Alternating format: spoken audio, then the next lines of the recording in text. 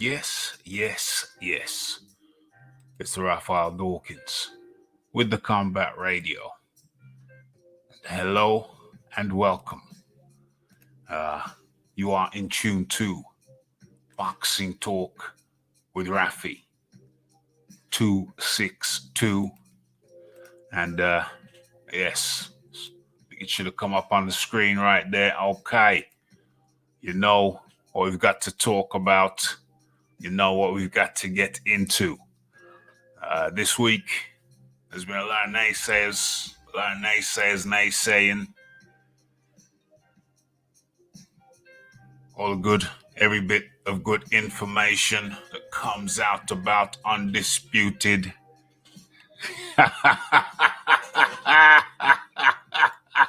OMG. Okay. 1 second. Let me just drop the link in the chat. OMG. Okay. So the link is in the chat. Let me just make sure that I pin that. Pin. Need a popping shield. First time I've ever heard the thing pop. Damn. I want a popping shield. Okay. So, down the man says what venue has been approved. I love it.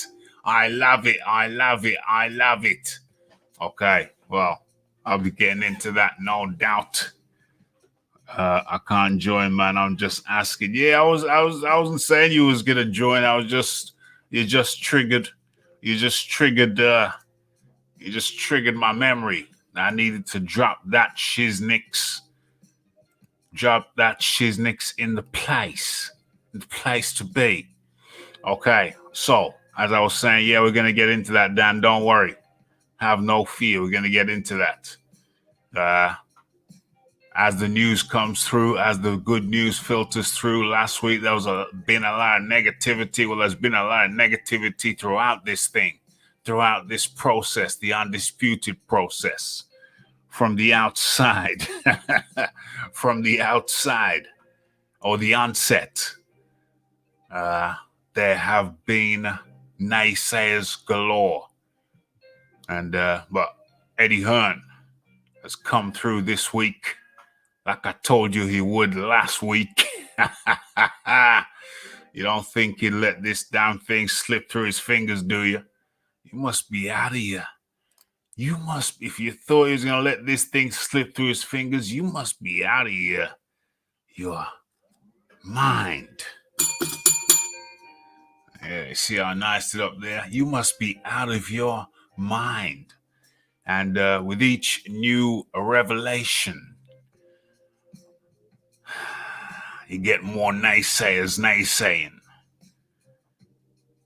And it's kind of crazy to me. We're going to go through the whole week of good news. It's been a good news week, but still the naysayers are naysaying.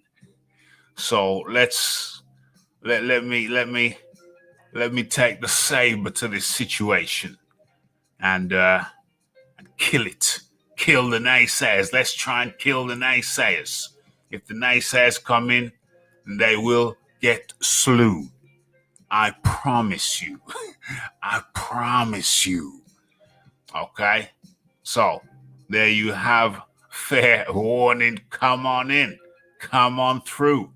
As I go through, as I take you through this week of revelation. Okay. I'm going to resize that. And let me figure out where we're going to start. And let me go somewhere. Let me go to a place where we can find the starting place. Okay. Let me see where we're going to start with this shiznix. What was that, 3 days ago?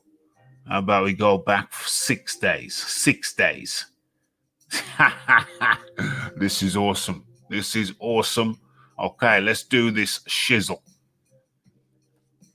Okay, first thing First revelation this week was, where is it? Let's bring this shiznix up. There it is. Okay, so the first revelation this week was that when Tyson Fury excitedly confirmed his, what do you call that? His receipt of a big offer. That was like, what, 6 days ago? Okay, so that was 6 days ago now, a week ago. Tyson Fury excitedly confirms receipt of a big offer. As a matter of fact, hold on. 6 days ago still, even before that. What does he say? Title of this video says Tyson Fury ecstatic at receiving big offers. And 1 week ago, Tyson Fury came out and said he warned, it's 3 days. 3 days and I'm out. 3 days and I'm out. 3 days and I'm out of this. You got 3 days to make it. You got 3 days till the end of deadline. That was 7 days ago. Okay. 6 days ago. Offer sent from Eddie Hearn. Tyson Fury confirms that offers received. Okay.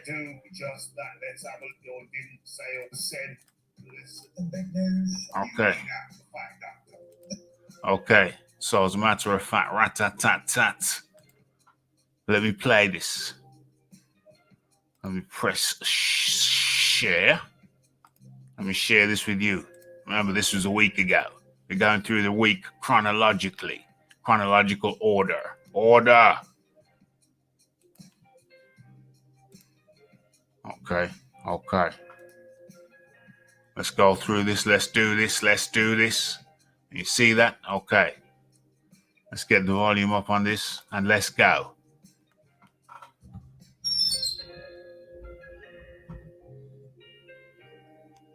We've got some big news. 3 or 4 big offers on the table. Interest from Saudi Arabia, the Gypsy Brothers in Qatar, Uzbekistan, Russia, America, England. Some big offers on the table. I'm going to go through them on Sunday, and hopefully we'll get this big fight on. Let me smash this big dosser. Big useless dosser, let me say. Because when I get him, I'm going to be that. You big dosser.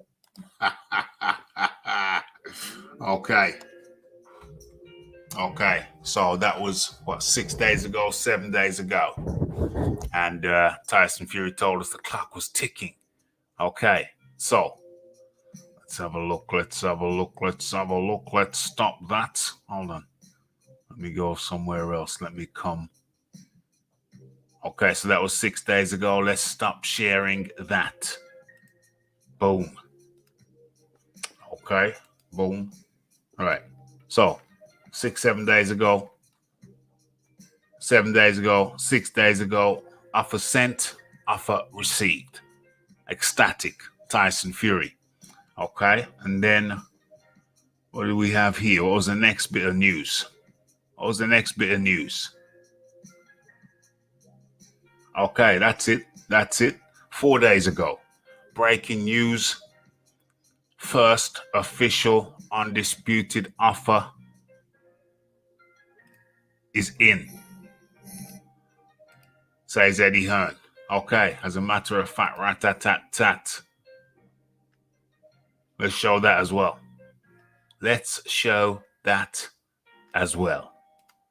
Boom, boom. Let's get this up. Boom. Okay, so 4 days ago. The message was this is from Anthony Joshua. We're going through this in chronological order. Okay. Positive news this evening. I'm lacing up my running boots. 258 Management and Matchroom Boxing have received the first official offer to host the Undisputed Heavyweight Championship of the world. I will be victorious, God willing. No place to hide now. That was a message from Joshua to Fury. Okay.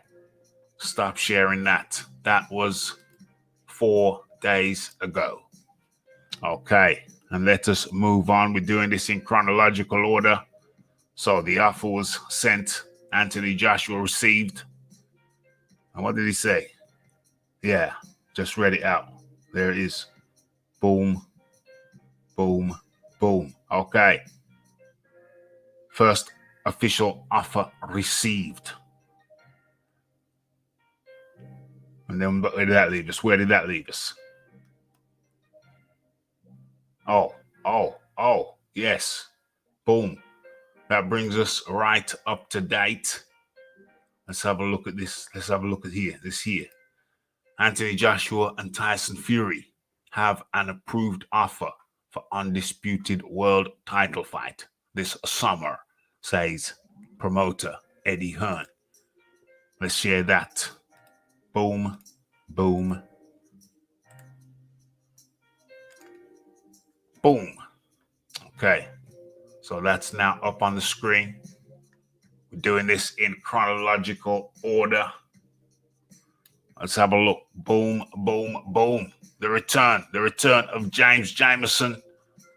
There was rumors that he'd been kidnapped by the pigeon. But glad to see that James Jamerson used his ingenuity and made good his escape. We knew you'd make it, James. We knew you'd make it. There's this Charles Miller. I think he's from Texas, up in the building. Correct me if I'm wrong, Charles. Could be Phoenix, Arizona. Correct me if I'm wrong. Okay. Anthony Joshua and Tyson Fury have approved an offer for undisputed world title fight this summer. They have approved an offer.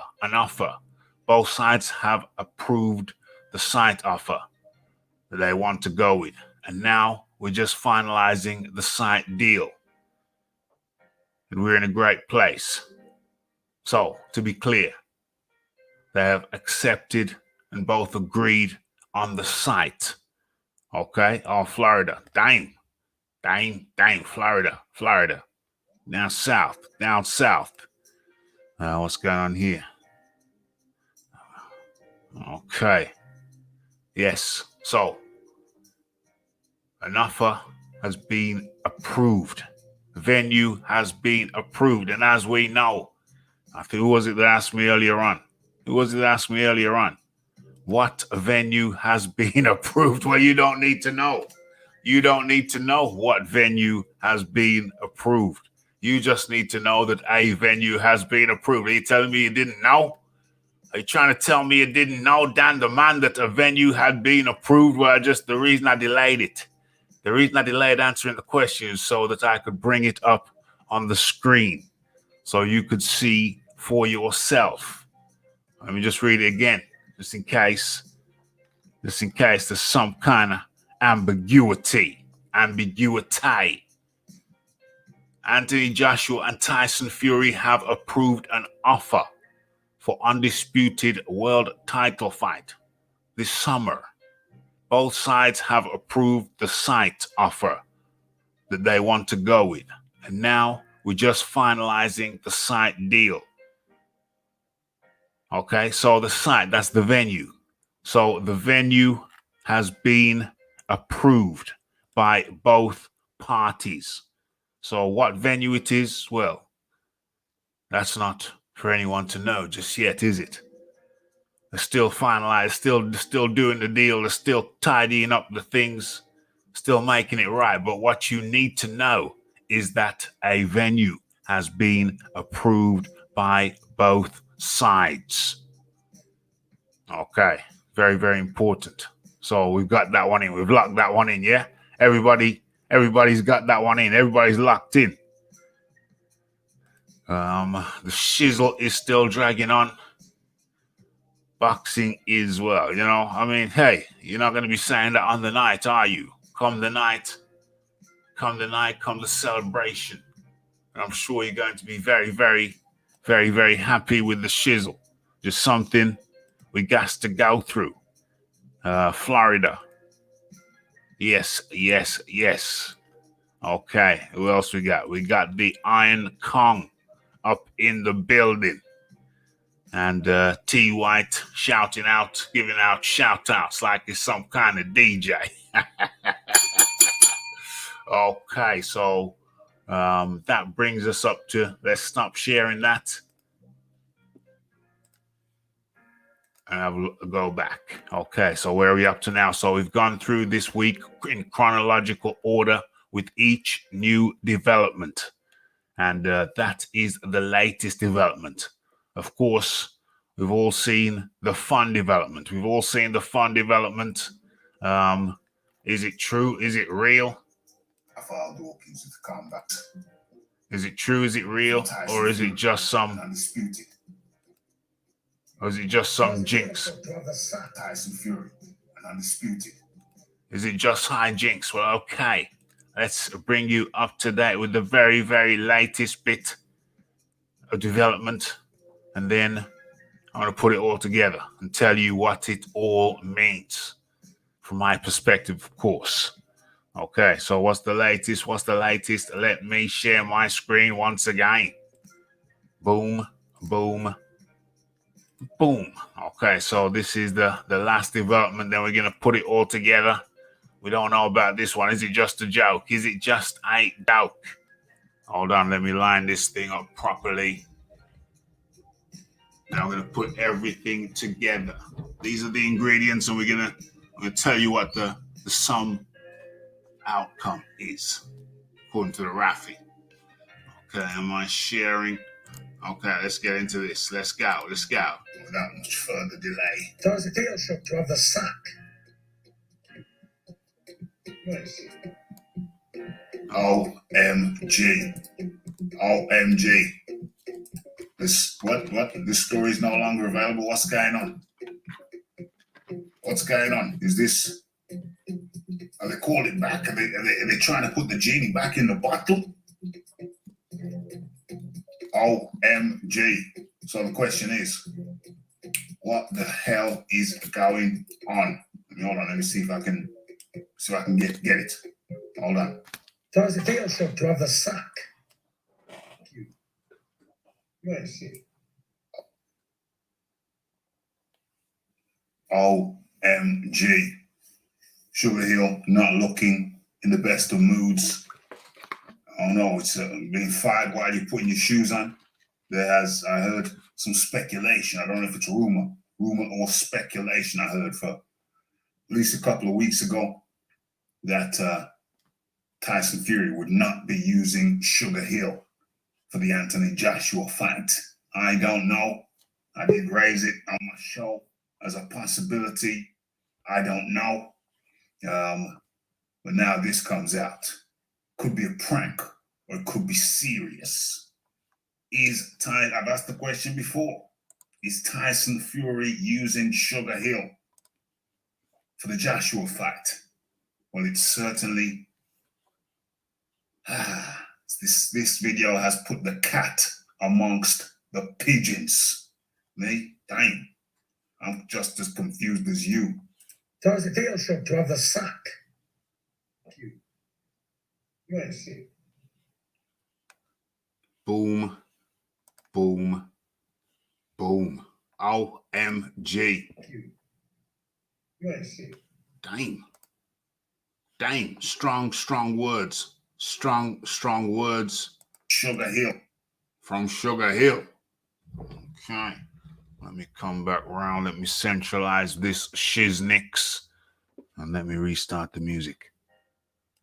Let's get back. As a matter of fact, rat-tat-tat-tat, I'm going to change the music. It's a little bit mellow, which I like, but it's a little bit too mellow for my mood. It's got to be in harmony.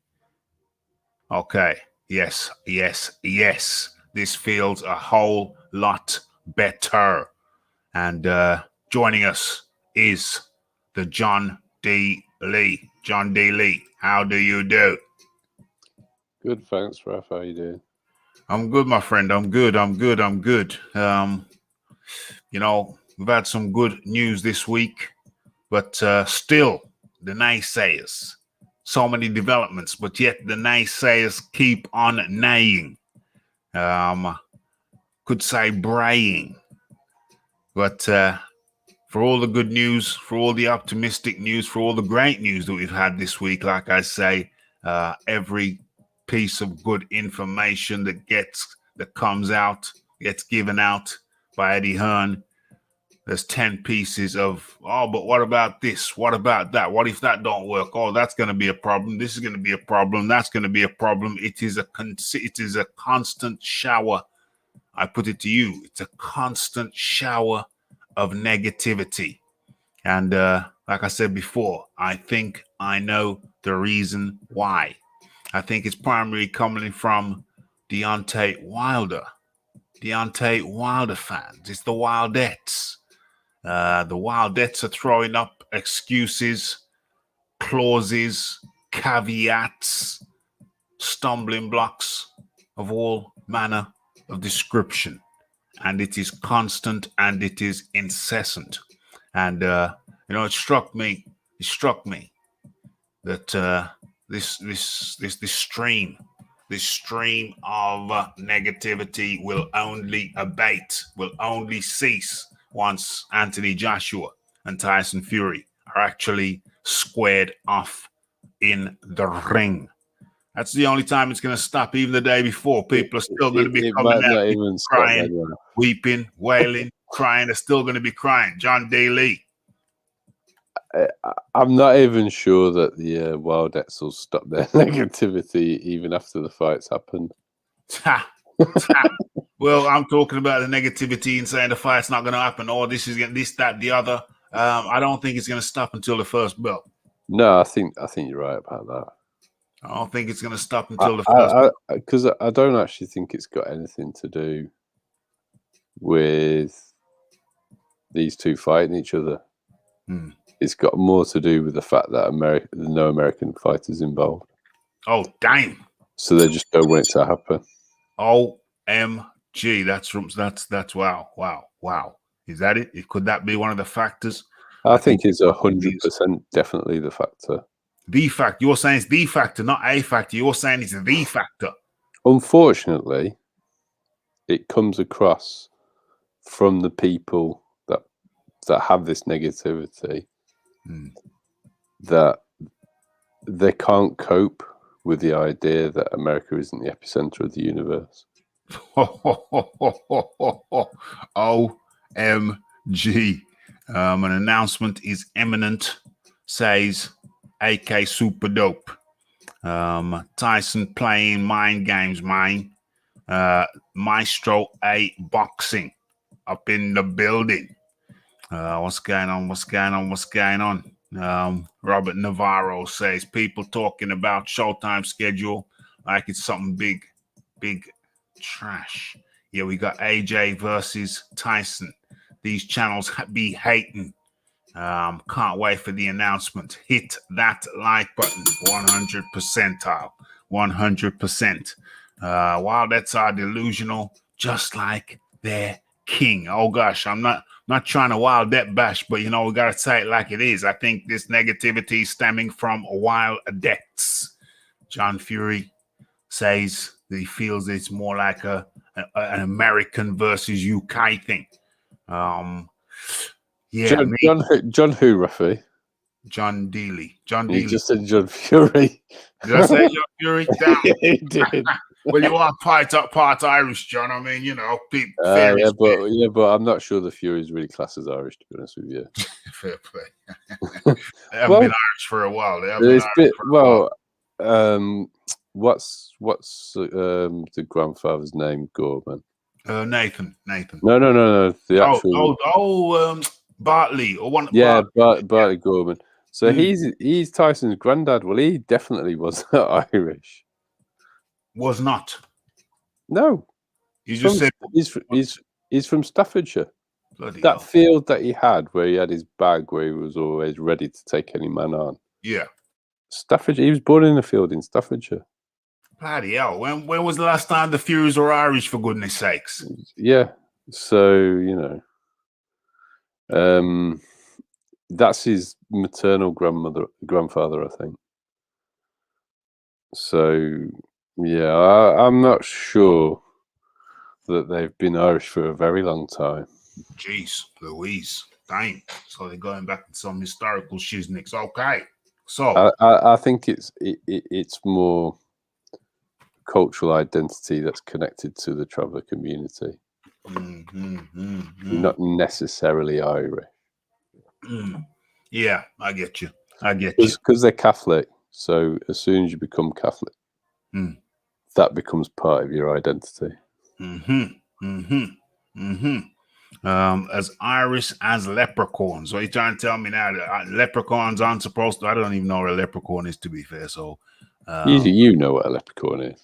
I don't know what a leprechaun is. He's some little fantasy creature. That's exactly what he is.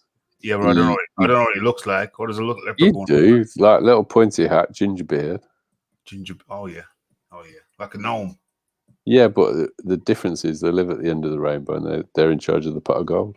Okay. I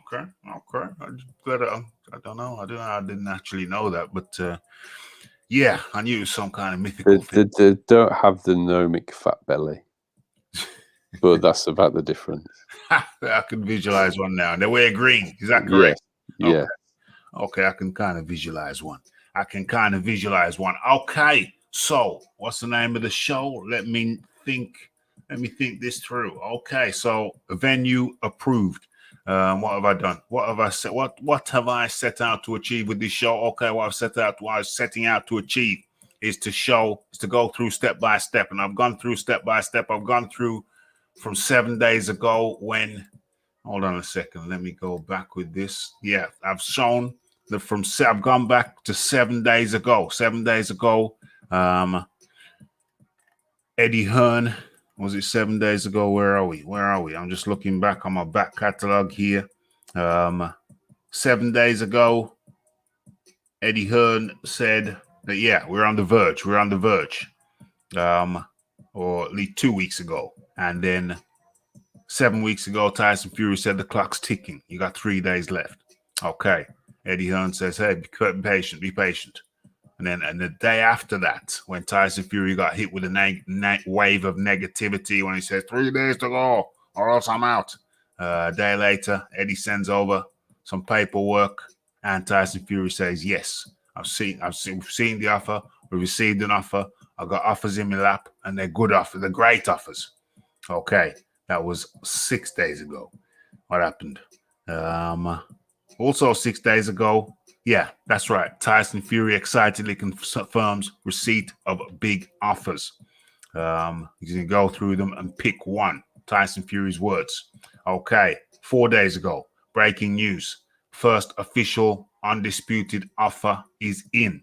That was from Anthony Joshua. Okay, that was 4 days ago. I'm going through chronological order. And then what happened? How many days ago now? What is this? What is that? Okay.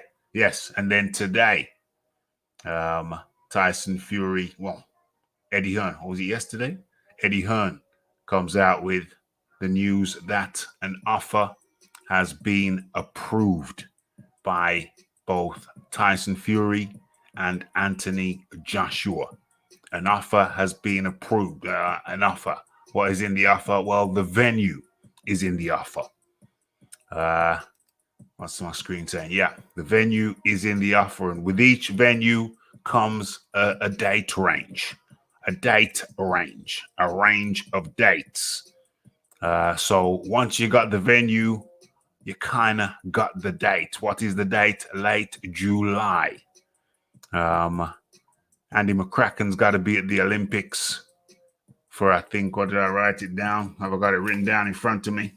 McCracken will be in Tokyo with Team GB from July the 23rd to August the 8th.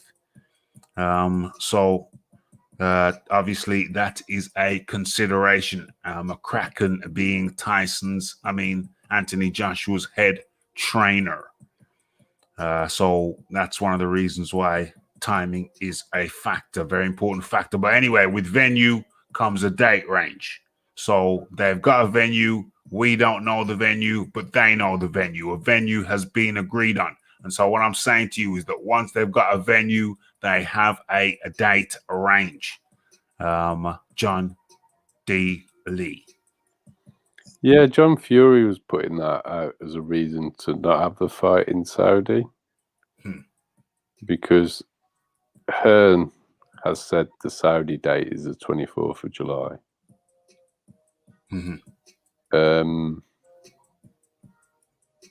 There's two things for me.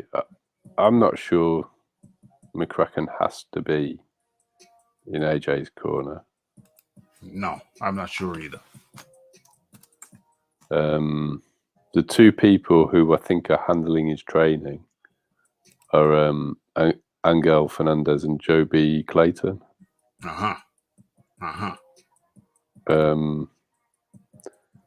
Rob's his mentor. I think, you know,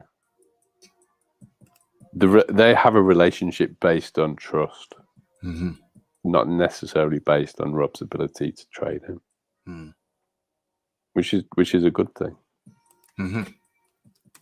Because it actually, apart from anything else, there was no ego issue when they decided to bring other people into the camp, and it seems to be adding to AJ's skills. Well, damn, I mean, yeah. I mean, that was the goal, that was the objective, that was the strategy, and I would say, yeah, it's working. Whereas if you contrast that with Ben Davidson and Freddie Roach, that was an ego clash, wasn't it? Yeah. That was a bit jarring. And for Tyson to bring in the correct trainer for Deontay Wilder, he had to get rid of Ben Davidson. Say that again? Well, I think Sugar Hill was the right trainer for the Wilder fight. Yeah. The second one. Yeah. I was on as soon as it was announced. I was here saying Tyson Fury was going to knock him out. Yes. You was confident. Yeah, I had every confidence that's what would happen. And to do that, he had to get rid of Ben Davidson. Yes. Whereas AJ has been able to bring in people that he wanted without having to get rid of McCracken. Now, some people might see that as a negative, but I think the relationship is based on things more than just boxing training. So I think it's good. And it's worked. I mean, AJ seems to have got better, in my opinion. Yeah. I think AJ came out previous to the Ruiz one fight and said, you know, I wanted I can't remember his exact words, but it was to the effect of, I don't know if I know what to do in every situation. And I liked him saying that because really that's my philosophy. You want to know, want to have an idea what to do in every situation. And I remember Joshua was saying that, can't remember the interview, but I remember him saying that. I'm not sure that I know what to do in every situation, or I want to know what to do. It's probably I want to know what to do in every situation. You read into that, and it means that I don't know what to do in every situation. But I read into it, I understood, and I think him bringing in Angel Fernandez and the like, I think it's something that had been on his mind before the loss, but something he hadn't implemented. But after the loss, he got right on it, and fair play to the fella. Certainly appears to be playing dividends. Jay Blues says, right, yo, what up, Raph? Recording at the moment. Just wanted to stop by and say hello. Everybody smash that like button. Hit that subscribe button. Shout outs. Okay. Much appreciation. Good of you to stop by and come on in. J Blues. Saudi and July. Nice, Raph. Good for us, I guess. Be at a reasonable time. Yeah, well, Saudi's not confirmed, but that's the speculation. That's the strong speculation.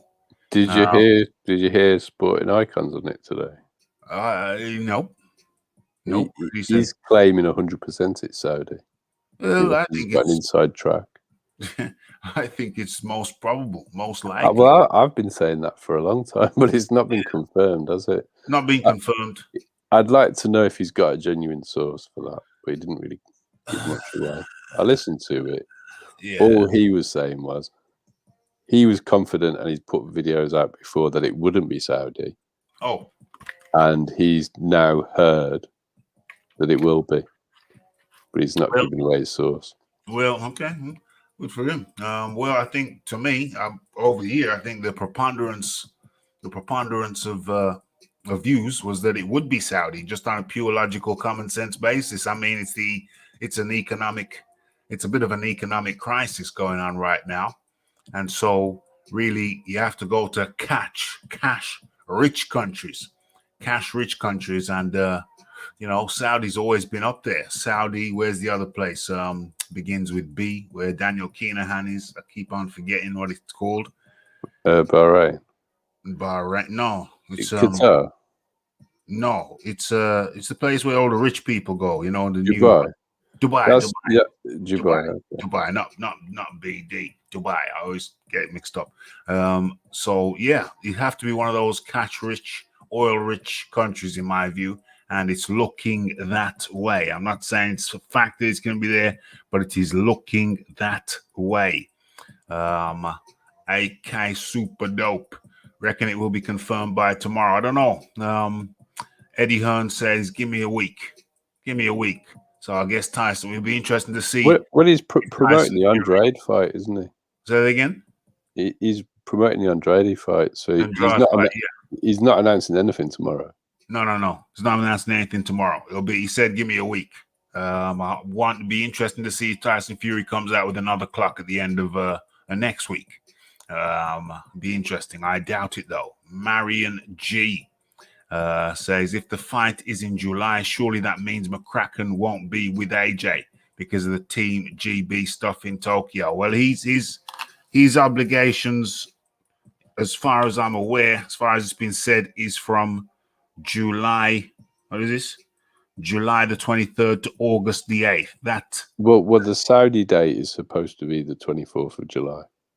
Yeah. And I've heard Eddie Hearn go on record to say that in an IFL interview. Yeah, I would imagine he's got some days to play with. I would imagine so. But like you, I think if the worst comes to the worst, McCracken might not be there. OMG, let that sink in. But I think Joshua's in capable hands. If McCracken can't get a day off for two, then so be it. I think that Joshua will be in good hands in the hands of Angel Fernandez. What's the other cat's name again? Joby Clayton. Joby Clayton. I think he'll be in very, very. I think he's from like Warsaw or somewhere, Raph. He's from Is he? Joby Clayton, yeah. He's from the Midlands somewhere. I didn't know that. Damn. I'll have to. Whoa. He's a proponent of the Cuban style. Yeah. He's like a yum Cuban. Wow. Wow. I didn't know that. I did not know that. He's not Cuban himself. He's just proponent of the style. That's crazy. It's crazy that I didn't know that he was a local guy. That's crazy. I have to look into that, definitely. That could be massive. Means that McCracken won't. Yeah, that could be massive. It could be massive. Quite disappointing. Another sports washing event. What does that mean? Sports washing. Oh no, I don't know what that means. Yeah, he's from Wolverhampton. He's from Wolverhampton. Bloody hell. Had no idea it was so local. It's giving me an idea. Not going to say it because, best to keep certain things under your hat until, you know what I mean? You know what I mean. Nope. Be confirmed when he's back in the UK. Yeah. Sneezy Foster. Don't think I've seen Sneezy Foster in here. Welcome.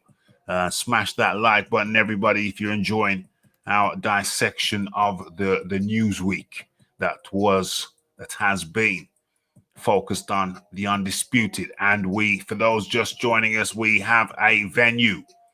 Eddie Hearn said, yeah, both parties have agreed to the venue. And if they agree to the venue, then they agree to, I guess they're agreeing to a time frame, because the venue's got to have a time frame. But anyway, the biggest fight in recent era being used to sports wash. Not nice to see. Where it is. I don't know what sports wash means. I think he's talking about Saudi as a place. Saudi as a place. So they're whitewashing their reputation by holding big events. Oh, I see. Well, you know, I mean, what's new?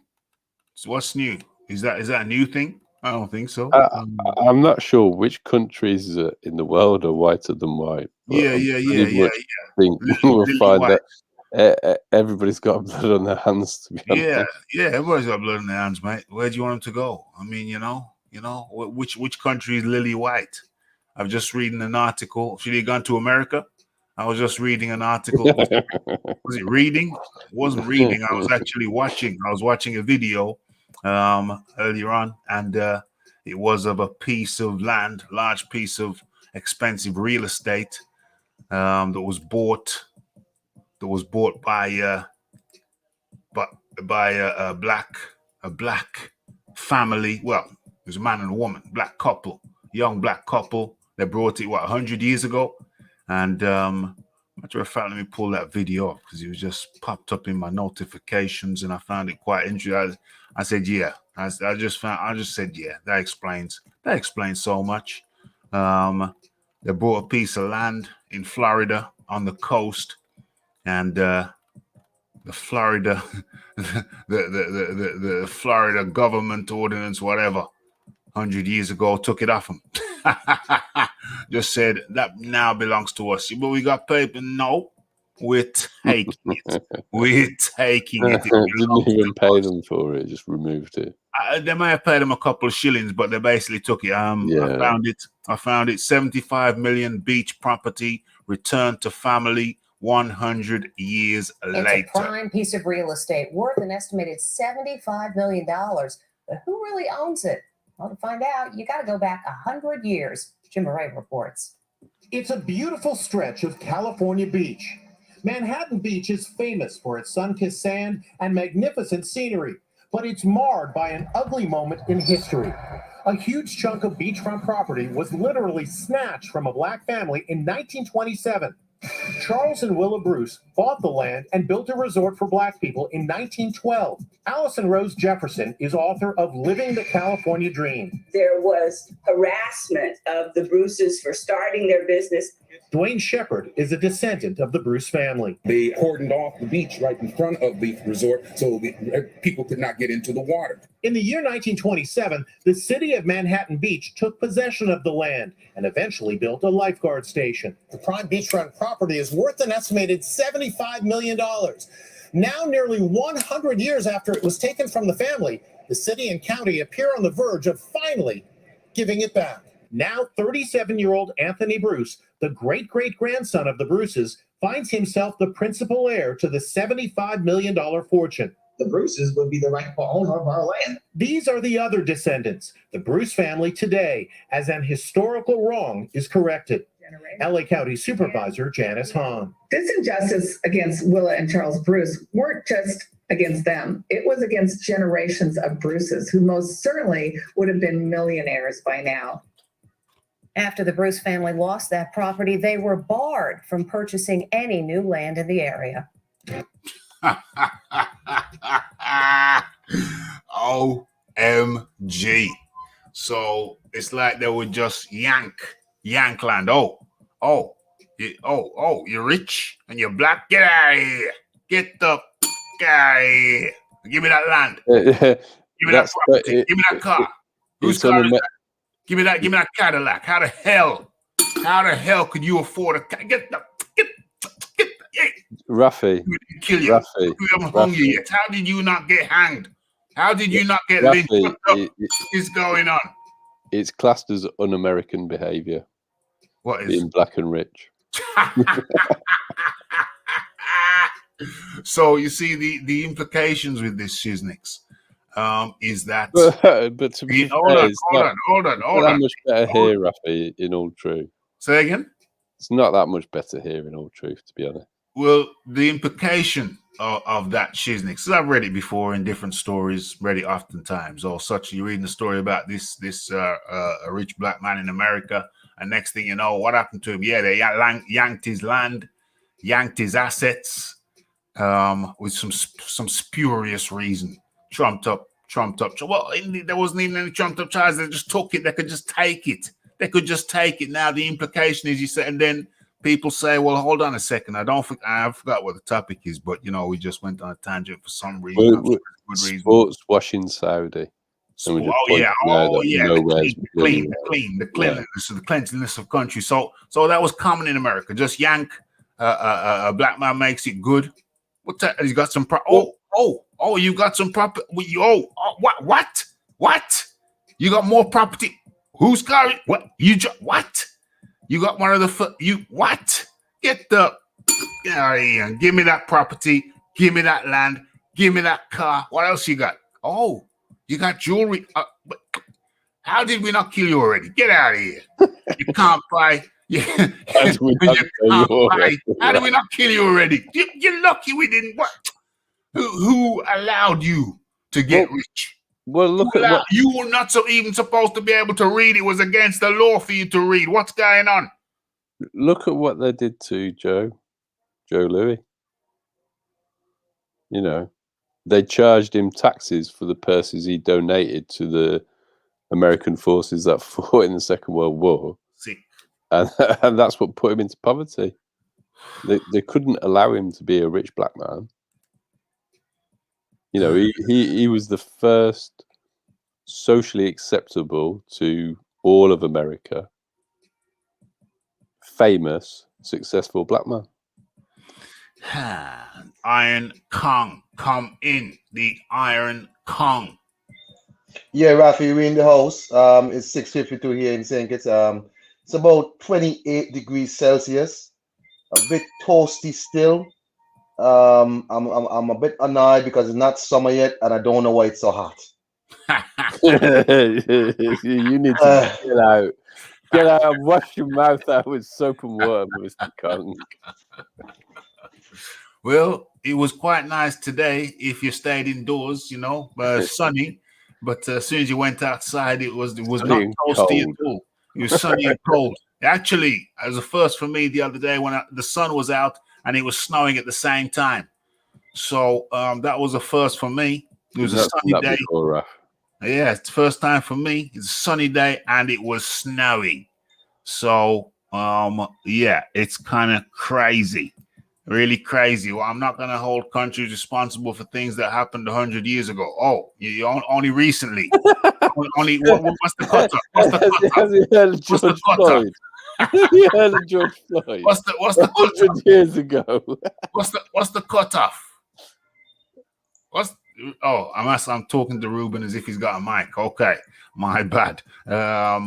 What's the cutoff? But bear in mind, they're only just giving the people back their property now. And I find it hard to believe they're just giving it back. I would imagine there's been legal wranglings going on for 100 years. This is yesterday or the day before or last year, whenever it was. And has anybody been put to trial for killing Breonna Taylor in her house? Well, I don't think they have yet, have they? I was watching this video. I got some feedback somehow. I was watching the video today, and it was an American cop killing a dog. And what was interesting about it to me, as a matter of fact, Raphie is in a sharing mood. I wonder if I could just bring that. It's right there. I wonder if I could just bring that shizzle up. Let me just mute that sound. Iron Kong, you want to jump in on this? You want a piece of this? Raphie, anytime you speak about issues having to do with black people, the answer is always something to do with, that was a long time ago. We can't be held responsible for something that happened 100 years ago. Once it involves black people, that was too long ago. It's too long. I'm used to that. Apparently there's a statute of limitations on evil and exploitation. As if these things don't still bedevil the same people now. When we're talking about sports washing, could Ruben Guerrero then tell me what country would he recommend the fight be in? Yeah, that's a good question, Ruben. Be interesting. Ruben, that's kind of how we got onto this topic in the first place.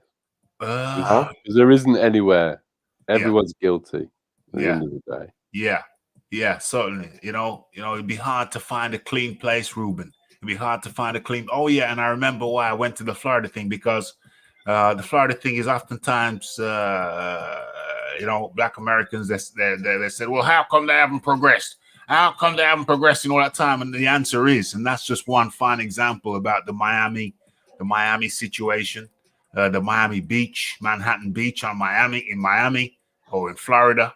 That's just one, because they got their ish stolen by the local government. They got took. Raphie, There's still an issue in America when it comes to black farmers, where before black farmers had thousands of acres of land farming, and somehow all this land was somehow lost and is now owned by white farmers. Well, that can't just be these people didn't want to farm anymore. they just didn't suddenly stop farming. They got their shizzle stole. They got their shizzle stolen. So I'm going to say it, I'm going to say it now. Anybody wants to contradict it, please feel free to do so. It's a free house in here. But I'm going to say I want Mr. Guerrero to say what country would he recommend the fight be in if Saudi Arabia or wherever is not good enough to hold this fight. That's all I want to know. That's a fair question, Ruben. It's a fair question. Come up with a suggestion, my friend. Give a couple, just a suggestion or two, just a couple of countries. But what I'm saying now, for the record, Black Americans have consistently had their assets stolen by their state government or federal government or the main government, for Washington itself. So I repeat, successful Black Americans have continually had their assets stolen by the American government. So when you say, well, how come Black Americans haven't progressed more? Because when they progress, they have their stolen. It happens time and time again, and it continues. Well, I'm not going to say it continues. I'm just going to tell you got the historical reference there, and there are plenty more. So what we're talking about is systematic, generational theft of wealth of Black America by Washington, by the American government. So before you ever ask the question, how come Black Americans haven't progressed more? There, my friends, therein lies one of the answers. And it's a very significant one, because the aim is clear. Prevent Black Americans from having generational wealth. We don't want them to. We want to keep them as the underdog. And we want to defame them, want to defame their name, want to call them all kinds of slurs. But yet you continually and persistently have stolen the wealth from Black Americans. I'm talking about the American government. Okay. That's in the record books. Nobody can pretend to be ignorant anymore. It's on track. It's on wax. Black Wall Street. Many of you will never have heard of Black Wall Street, but it's like what it says. It was like a Wall Street, but for the black folk, an area of commerce which they bought themselves, bought downtown, bought the whole damn area, and had their own shops, businesses. Yeah, that's a proper word. Businesses, banks, everything. And you had some white folk come down unimpeded by the police, if not assisted by the police, and burnt that thing down to the ground. The insurance companies, they were white America too, and with bankers, they were white America too, and they were all in on it. Part of the attempted destruction of Black America. There you have it, ladies and gentlemen. You heard it here. No mincing about, no mincing words. Some people won't like it. Some people don't like the truth, and that's just tough to take. Okay, we're going to get back on track, but this was a part of it. This is the background. This is the part of it. This is the background. Didn't want to come across with race agenda. Didn't think Saudis treated people of color that well either. Being able to whip out stadiums in a week takes slave labor. Of course it does. Obvious USA have poor race relations. Saudi has got a long and well-established history of slavery. Mm-hmm. Officially, it ended in 1922, which is actually after the Black Wall Street massacre you're referring to. Mm. And there are accusations of slavery there now. Yeah. On the flip side, if they're constantly going to be under the world's spotlight doing events like this, it's going to be harder for them to continue to do this sort of thing. Yes, exactly. Also, Saudi being a source of terrorism financially. Mm-hmm. I'm not sure you can quite substantiate that one. No, that's why I left out the word most, because that's a big statement. Well, even any of it.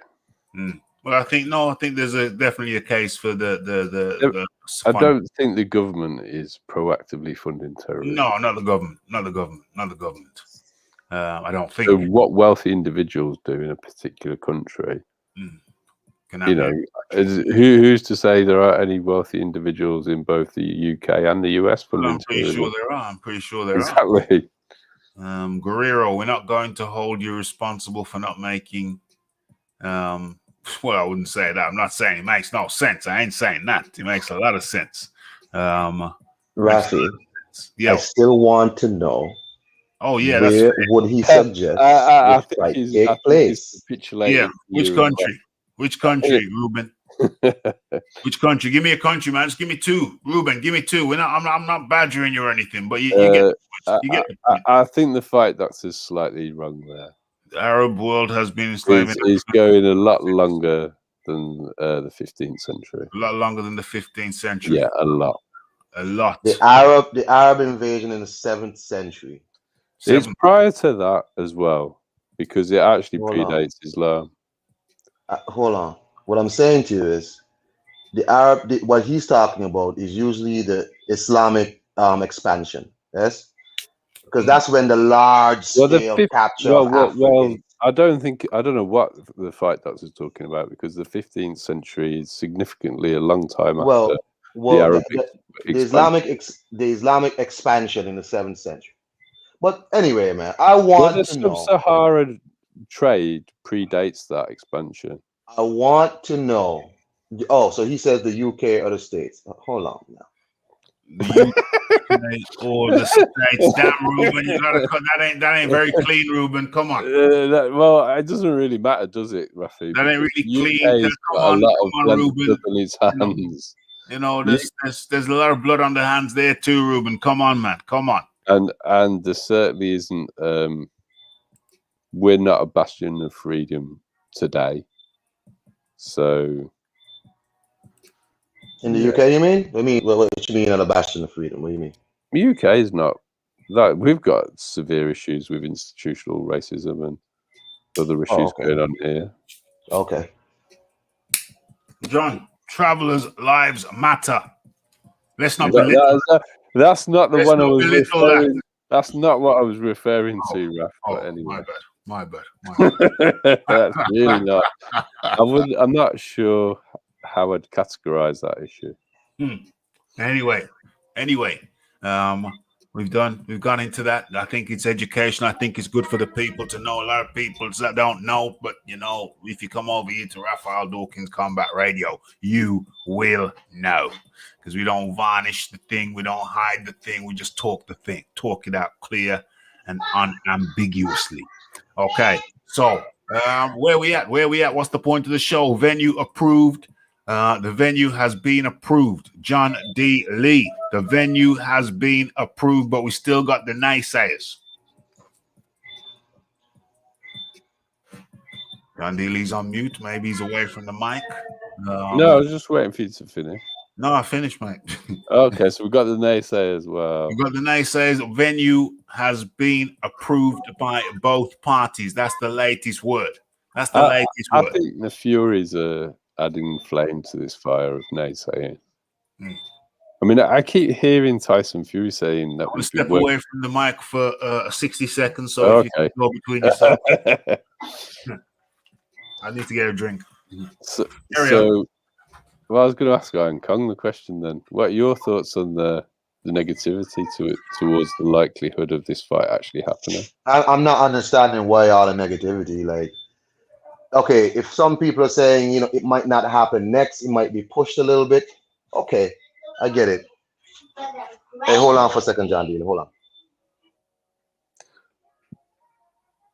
Well, I'm going to talk on that way. Nobody's here anyway, because I don't understand. Like, I'm back. Sorry. I don't understand why people are so convinced it should be pushed back. It will not be an undisputed fight if it goes much past July, because Usyk's mandatory will be called. Yeah, I'm just saying, like, yeah, go ahead. Sorry, my bad. Well, no, he's written a letter to the governing body to postpone the mandatory on the basis that he's going to get this fight arranged. So they put a deadline on it. Who, Fury? No, the who's Usyk's with, the WBA or the WBO? Usyk. Sorry. WBO. Yeah. My bad. Yeah, so the WBO are the one who've put the time limit on how long they will postpone their mandatory for on the basis as a unification fight. They're not just going to do it forever, are they? That's right. There has to be a time frame to work to, and that's July. Now, my contention has always been that Eddie has said the Saudis will pay a huge amount of money to host the Undisputed fight, and they've been saying that since before COVID happened. So the value of the fight, when he's selling the fight to prospective venues, is based on the fact it's the Undisputed fight, not that it's Tyson Fury fighting Anthony Joshua. Right. So it can't really delay. And Eddie's went and said that again. It's like, yes, people want it in November, but the Undisputed fight cannot happen in November. It has to happen now. Has to happen now. It's time constraints. WBO doing their thing. What's this here? Just having some. Hold on a second. Yeah, the WBO. You know, they got the restrictions. There's news coming. Let me just check some news in my news feed. Okay. Yeah. So yeah. What? Who is this? Boom. In comes the man like ERF Boxing. ERF Boxing. How you doing, Eric? How you doing? I'm good. How you doing, John? How you doing, Carl? Peace. I'm good, thanks, Eric. Eric, they've got a venue. Let me mute this damn thing. So they've got a venue. A venue has been agreed between Tyson Fury and Anthony Joshua. A venue has been agreed. Yeah, that was never in doubt, in my opinion. Anyway, there's only a handful of people who don't want this fight to happen. So it was never. I always thought this fight was going to happen. I always thought it'd be June, July time, and there's still a handful of people, even though they've got a site agreed, they still don't believe the fight will happen. But day by day, the hopes and dreams of this fight not happening is slowly going away. Yeah, but they're hanging on. They're clinging on by the hanging on. Oh, it's brilliant. The new one is this fight isn't happening because Tyson Fury has sacked his trainer. Yeah. So that's the new one. That's a new one. The fight doctor asks, has there been an official announcement? No, not yet. Well, not yet. You're gonna have to wait for that, fight doctor. Yep. You know, it doesn't come all in one day. I'm not sure if the fight doctor does subscribe to DAZN, but I'm assuming he's aware that there is a middleweight world title fight Eddie is promoting this weekend. Yeah. It's step by step. The Eddie has already said the first part was they had a date to get the venues to the fighters so they can look over it. They did that by that date. Tyson and Joshua both looked over it, and they've picked a date and a venue. Well, they've picked a venue. The date, I'm guessing, came with the venue, though, because Eddie did say whatever each venue or each site had a date that would come with it. Yeah. So the fighters have agreed on. From what I can see, is the fighters know when and where they're fighting. Yeah. It's just the public that doesn't know yet. They just have the last bit, I's to dots and T's to cross, and that's it. I think the fighters know the date and the venue. The camps will know the date and the venue. It's just the last bit. Yeah. It's just the last bit. All the pieces of the jigsaw are coming together. I'm excited, but I hear a hell of a lot of naysaying. As a matter of fact, rat-tat-tat-tat. Let me pull up one of my exhibits. Let me pull up one of my exhibits and share it with y'all. Boom. Oh, I'm one boom ahead. I boom too fast. Boom. Okay. So let's have a look. Can I even share this? Is it legal? Is it legal to share this? Okay. Let me go ahead and share this. How are we going to do this? That's a bit too big. Why is that so big? Let's just go. Yeah. Where's everybody? Oh, how can I share that and keep everybody on the screen? Okay, let's do it like this. Let me see how this looks. Hold on. Let me just see how it looks on the screen, bro. Okay, we'll do it that way. Okay, let me share this with you and get the balance right. Eddie Hearn, Anthony Joshua's promoter, who's been running around the globe for the past 30 or so days, negotiating and soliciting offers. He says that tomorrow he will present both camps with, quote, several real offers, and they'll make their decisions in all likelihood in this coming week. You've been paying attention to social media. You've seen Tyson Fury tweet about several big offers from just about every continent on the globe. I had heard earlier that I don't like that music. Don't like the music. I don't want them to come back on me and say, hey, you play copyrighted music, Raphie. What you thinking? That Qatar and several Eastern European territories are in play. But the front runner, now as ever, remains Saudi Arabia. The most likely date I see is late July. Now, for the past 30 days, I've heard a lot of the principals be really pessimistic about this. In the last 24 to 48 hours, I've heard that tone change. There is genuine optimism about this fight. Right now, Joe. Eddie Hearn. Genuine optimism about this fight now. Naysayers keep naying. Genuine optimism. I am genuinely up. Eastern Europe, yo. I don't know, man. I don't know about Eastern Europe. That's all I'm saying for now. That's the foundation. I'll build on that colt by colt as time goes by. If the fight happens in summer, could the rematch be by? That's the whole hope and objective, Ruben. Fight needs to happen early enough so they can get the second fight in 2021. It's an immediate rematch. Tyson Fury said it himself. Immediate rematch. So we're going to what's going on here? People, where is Wilder anyway? I'm talking about Wilder right now. What was the key thing? Yeah, Iron Kong. I'm optimistic. I keep on hearing these little niggles. Oh, what about the TV contract? What about this? What about that? But really, the show is come on in and tell me what you're pessimistic about. Come on in and tell me what you're pessimistic about. If you're that pessimistic, then come on in. I'm pretty damn sure the link is pinned. The link is pinned. So yeah. Naysayers, this is your opportunity to come on in because I don't know. Iron Kong, I don't know. What the hell is I mean, pessimistic about? I don't know what I can do or what I can say. All the information's coming out.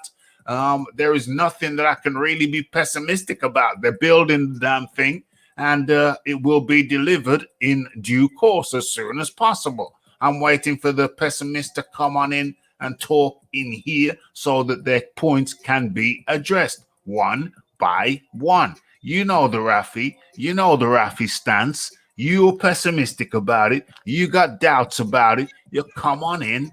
Tell me what your doubts are, and let's deal with them one by one. Where are the pessimists all of a sudden? Where are they? Where are the pessimists? They're there. They're just not gonna come to your channel. One of them told me on a stream that they don't that nobody wants to see this fight. It only matters if Wilder's involved. And I was like, thank you for your honesty, because he said plain out, he don't care about no Undisputed if Deontay Wilder not involved. And I told him, you are not a boxing fan. You have to stop that. I understand you're a fan of Deontay, but y'all got to stop. You know what I'm saying? And I told him thanks for his honesty. But your love affair with Deontay Wilder, and there are people who love Deontay Wilder, but they're the same ones are saying too, I want to see this fight.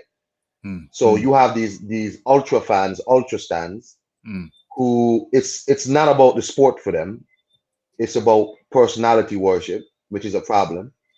And for them, they don't really care about the sport unless their favorite fighter isn't involved, and that's unfortunate. But even if it was Deontay Wilder versus Tyson Fury, I would still watch.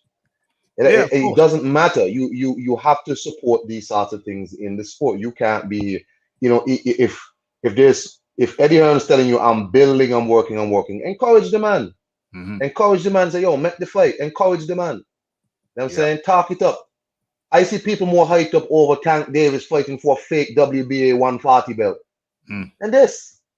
It's like, it's just really strange. And, I don't know what it is in boxing where these new boxing fans, where they just worship personalities so much. Yeah, it's crazy, man. It's crazy. It's happening, boys, says Marion G.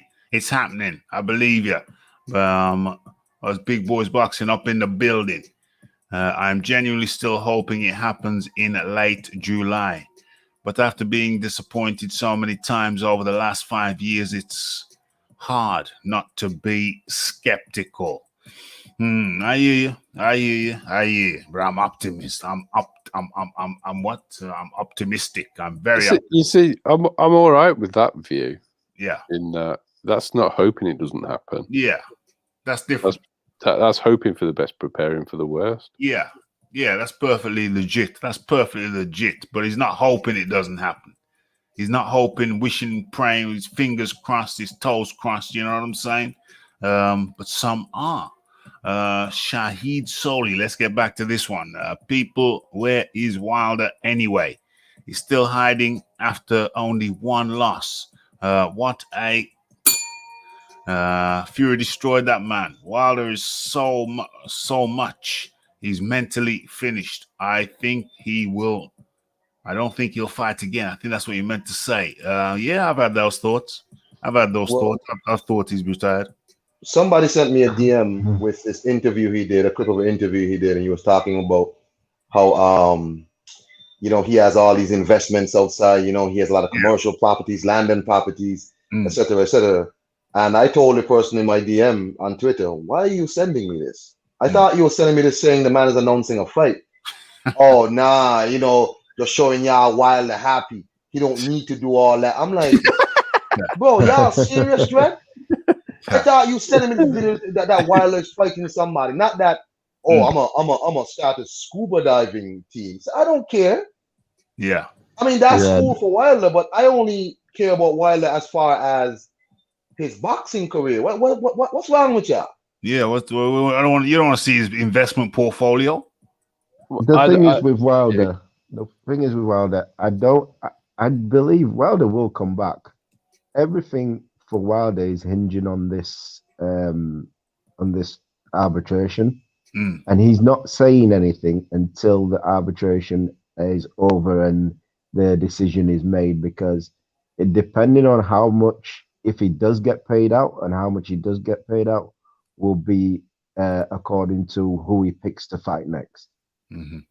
Yeah, I believe if he gets a decent payout from Tyson Fury somehow, I believe he's just going to brag on that, wait for Andy Ruiz to finish fighting Chris Arreola, and he might end up just going into an Andy Ruiz fight. If not, he'll take a fight between. Yeah, I think that'd be Andy Ruiz would be a mistake. I think Andy Ruiz would be a mistake. Oh, I think it will be, but but Deontay Wilder, I don't think in his head, I don't think he believes he can come back with anyone other than a top fighter, because he's been fighting these mediocre fighters. He's been fighting them, and if he comes back to fighting them, his name will be dragged through the mud even more. Like, who was he meant to be fighting? Well, that was leaked. I can't remember his name now. Anyway, who? What was his name? Who are you talking about? Wilder. Who was Wilder meant to be coming back to fight? Oh, Charles. You mean Charles Martin? No, I don't mind the Charles Martin fight. Oh, you mean somebody else? You mean Carlos Negron? Yeah, that one. That's that one. The Charles Martin fight, I actually don't mind. I think it's actually a good fight for him to come back to, because Charles Martin, people actually know who Charles Martin is. So the thing for me with the Charles Martin fight is for Deontay to come back against the Southpaw is probably a bad idea, because he's not looked good against them. No, well, it all depends really. I don't think Deontay Wilder, he don't know what stance he is, never mind anybody else. As a fight, Eric, I agree with you. If I was advising Deontay, I wouldn't advise him to take Charles as his comeback fight. I don't know about that. I think Charles Martin's it's an easy fight for him to come back to. It's a name what people know. It's a common opponent to Anthony Joshua. If he knocks him out in the first round, the same as Dominic Brazil. He knocks him out in the first round, Wilder fans will go running around saying, "Oh, look, Wilder knocked him out in the first round. It took AJ 2 rounds." So it's a direct comparison. By fighting, I just think Charles is actually better than people give him credit for. And I don't think Wilder will knock him out in the first round under any circumstances. If he does knock him out, it'll take him a while, which is what it's always taken with the Southpaw for him. I think the problem with Wilder will have now, if he doesn't get a new trainer in who's going to teach him how to be able to somewhat box on the back foot, he's going to struggle, because every fighter is going to try and do the same thing, push him back. Because if you constantly push him back, Luis Ortiz was doing it. And the moment he stopped pushing him back is when Wilder got his right hand out. The moment if you actually go back and watch the second Ortiz fight, what Ortiz was doing well was occupying his left hand. Yeah. So Wilder cannot touch you. If he can't touch you with the left, he's not throwing the right. No, he needs. And as soon as he stopped, as soon as he stopped parrying and started to try and use head movement, Wilder pulled out the right hand and knocked him out. So it's more than just fighting on the back foot, because if you actually go and study Wilder and he goes on the back foot, but you parry his jab the whole time, you don't actually have to get inside him to do that, do you? So I think it's going to take a lot. So I'd have him have some really poor fights to start off with, to be honest. But go on, Raphie, sorry. You have him do what? I think Wilder needs to rebuild himself against some very weak opposition. But he won't. His ego won't allow him to do that. Possibly. Well, No, I he's not don't know. allowed to do I that. mean, will it be acceptable to the public? Will it be acceptable to the public? I Well, mean, that's where his fans that's will. where the Carlos Negron thing came in. That's why the big outpouring. What Carlos? Who? Carlos? Yeah, but What? here's the thing. The thing about rebuilding is it feels like Wilder's been just building his whole He's career. been rebuilding his whole He's life. been building his whole career, and the problem he had was he's been building from absolute trash fighters, and then the one fight he fought with a name, he got in trouble. Luis Ortiz gave him trouble both fights. Both fights, he was in trouble with Luis Ortiz. The first fight, it somehow, I don't know how that referee decided to do what he did, but anyway, he was in trouble then. The second fight, he was losing every single round. He was getting outboxed, he was getting outfought, and he pulled out the right hand. So every time he stepped up, like he stepped up against Luis Ortiz, if that's what they want to say, that's his best win, he struggled. Well, I don't quite agree with that, because whatever you think about the first Bermain-Stavern fight, it was a step up in quality. No, but okay, and he's regressed. I'm talking about after he got the title. I'm talking about after he got the title. I think it's as much about gas. I do. I think he's got so gassed up on his right hand after he won the title. Yeah, he's not focusing. That's the best he's ever boxed, in my opinion. When he won the title, when he won the title, he actually used his jab. Yeah. I mean, the only thing that's hard to judge from it is Bermain's always had his feet heavily rooted in concrete, hasn't he? Yeah. So whether Wilder could actually do that against somebody who was mobile and who could do more than, I mean, I don't rate Stavern anyway, even then. Stavern, you have to say though that Stavern was ranked number 2 in the. It was a step up from where he was in the Ring magazine rankings at that time. A lot of people don't know that. I didn't know that, but somebody sent me. I give him credit for beating Stavern though the first time, because no one knew what Wilder had. You look at his record before fighting Stavern, he didn't fight anyone even close to a name. So the immediate fight before was Jason Gavin. the step up to Stavern for the title, I give him a lot of credit for that, because, like I said, he boxed actually really well in that fight. So I think that's where a lot of people got like really gassed with him, because he looked like a boxer in that fight. He won the title by boxing, and not just a one-punch knockout. And he fought really well that fight. And then all of a sudden it was like he went into his next fight, he knocked the guy out, and he was like, oh, you know what? I'm just fuck boxing. I'm just gonna, sorry, Raphie, F boxing. I'm just gonna punch. I'm just gonna try and knock people out. That's what happened. He devolved. His game devolved. It's very clear when you look at old footage of him that his game devolved after he won the title. There's no doubt in my mind. I got outboxed by Washington, got outboxed in places by Spilker, got outboxed in places by Dubois. So yeah, just the only fighter not to outbox him is Dominic Brazil. Damn. That's a sad indictment, isn't it? It generally is. Dominic Brazil is the only Dominic Brazil's got some of the best lines in boxing. I'm too athletic. Dominic, I'm too athletic for you. Homeboy is crazy.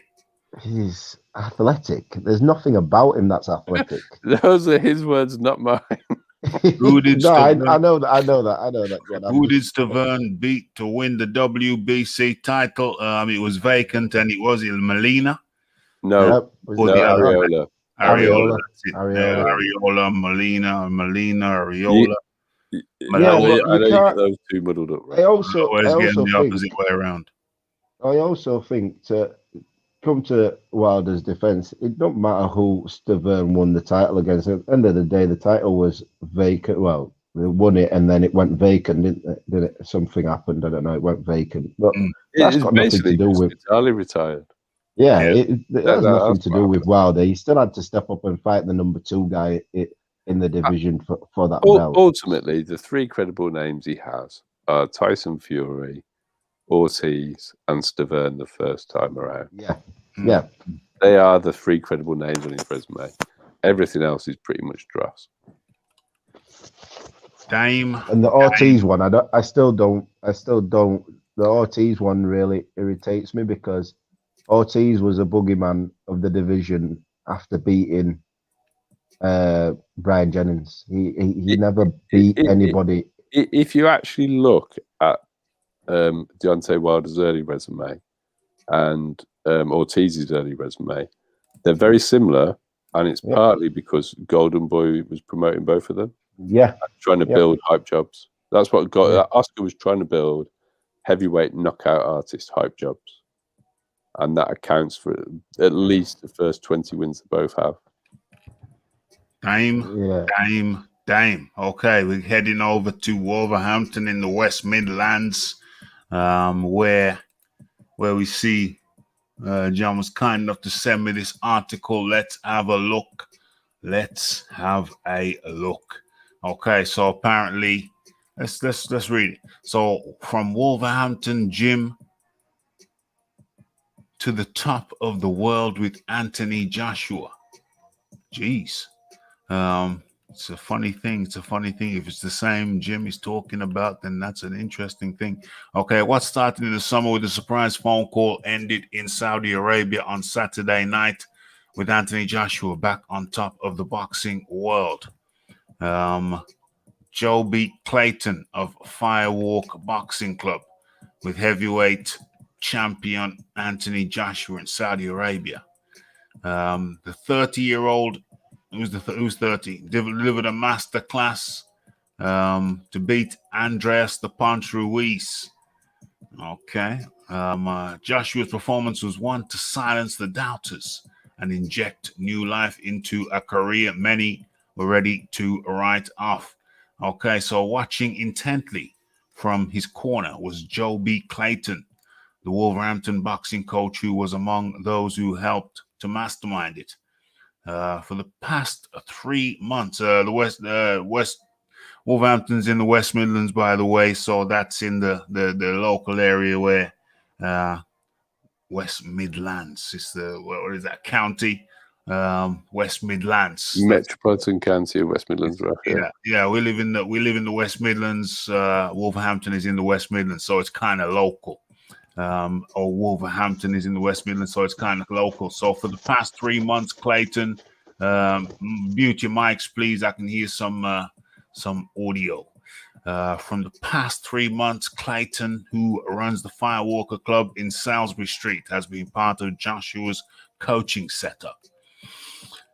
It has been an immense honor, said Clayton, now back in the UK and with time to reflect on his experience. Simply being asked to impart some of my philosophy was special.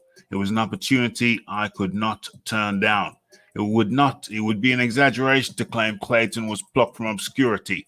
A coach with more than 2 decades worth of experience, he helped Stourbridge cruiserweight Rob Norton claim the WBO in 1999. But there had been nothing on this level. And even Clayton admits Joshua made a bold move by asking him to come on board.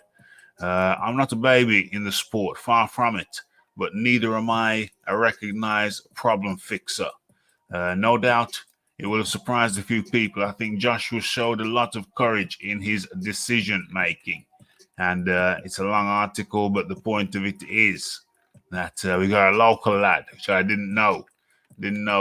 We had a local lad in the Joshua team. Just comes from down the road, round the road, just up from around the road. Trying to see if I recognize him by face. I'm not sure. But Joby Clayton, interesting. Very, very interesting. Okay. So there is that local interest in the thing. Okay, that's pep me up for sure. What's going on in the chat? Miriam Marion G says Birmingham will do, lads. B43 in the building. OMG. OMG. Look, I think the Marion might be a local girl. Mary Ann. Excellente. I think that's what she's saying. I don't know. I think you'd have to be a Brummie to start putting in B43. That's what I'm thinking. That's what I'm thinking. Unless she comes from a different area, but she once fell in love with a Brummie, and he was B43. It happens all the time, Raph. Happens all the time.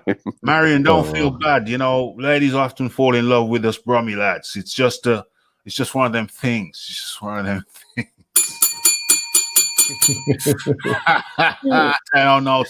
Take no notice, Marion. It's just me. It's just Raphie being Raphie.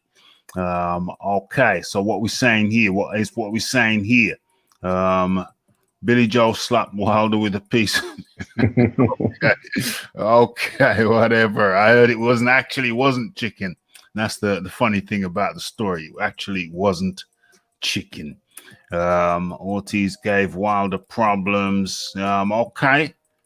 Who we got here? I think I've seen Leighton Nevlin. Leighton Nevlin is up in the building. Watch on playback. Much appreciation. Leighton Nevlin. Stavern was ranked number 2 by the Ring magazine. Yep, I said that earlier. I did say that earlier. Okay. Lol, it must be the accent, eh? I think he's trying to highlight the source of your information, Ralph. The source of my information. The source of my information. Oh. You mean the Job? The what do you mean? The Joby? What do you mean? No. I just think the fight doctors. I'm sure he's told you on many occasions. He loves listing off his knowledge of Ring magazine ranking. He's very fond of that subject. I've just realised what the fight doctor said then. Yeah. Because after you skipped it, he said Ortiz gave Wilder problems. Ruiz KO'd Joshua. I just skipped that. Let me have a look. Ortiz. You read the first bit. You read the first bit. Yeah. I didn't know. Ortiz gave Wilder problems. Ruiz KO'd. Ortiz gave Wilder problems. Joshua got stopped. He did not get KO'd. Ruiz got stopped. KO'd Ortiz. Well, what's the pertinence of that? A definition of a true stoppage, Raph, is something like what Mike Tyson did to. But my question is, what's the pertinence of this statement? I don't get it. Ortiz. Because the pertinence of the statement is to say that Wilder is better than Joshua. Raph. Yeah, that's the fight doctor got a little bit upset that we were saying Ortiz gave Wilder a lot of problems, so he had to throw his Joshua. That's basically what it is. So on the basis of one loss, yeah, Anthony Joshua is rubbish forever. Well, he's saying more than that, though. He's saying more than that. He's saying Ortiz gave Wilder problems, so he's saying I grant you that. Yeah, but basically, yeah. But Wilder's better than Joshua. Yeah. Or Ruiz KO'd Joshua, so Wilder's better than Joshua. That's what I get it. Okay. Even though Ortiz and Ruiz are not the same person or fighter. It makes no sense whatsoever. That's the point. The reason it doesn't make any sense to fight that is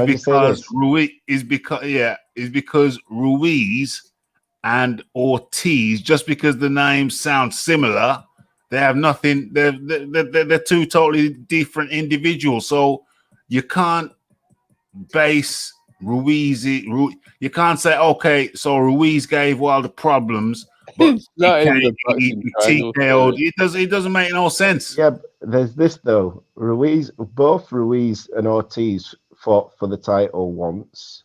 Well, the first time they fought for a title, Ortiz got knocked out. Yeah. Ruiz lost on points. A split decision where a lot of people thought he won the fight. So, you know who's the better opponent? You know what I mean? Ortiz got knocked out in his Hold on a second. Well, let's play. Oh, we want to play triangle theory. Okay. Well, I get it. It's not even a triangle theory because it's not common opponents. Well, but let's make it a triangle. I'm going to make it a triangle. I'm going to make it a triangle. Okay. I think it's a parallelogram theory. It's the isosceles triangle theory. Okay, so I'm gonna make it an isosceles triangle then. Okay, so where's we talking? Well, Ruiz lost to Parker, but Joshua beat Parker. How about that then? So what? How about that then? That's the equivalent. That's There's a phrase that can explain all of this. That's equally ridiculous. I'm sure the fight doctor is familiar with this phrase. Styles make fights. Mm-hmm. Yeah. Styles make fights, exactly. But maybe, I don't know. Yeah. Well, that's just common sense. You should know that, though. You know the notion of, I've noticed that Wilder fans keep saying Wilder wasn't knocked out by Tyson Fury. He got the towel got thrown in. Oh, Joshua wasn't knocked out by Ruiz. The referee just stopped the fight. Yeah. Joshua's actually, he beat the 10 Yeah, count. but Eric, the corner. They will tell you that Joshua quit. So they'll say that's even worse. Well, look at it this way. It took two individual people stopped the Wilder versus Fury fight. Two. The referee was stepping in to stop it, and his corner was stepping in to stop it. So it's worse.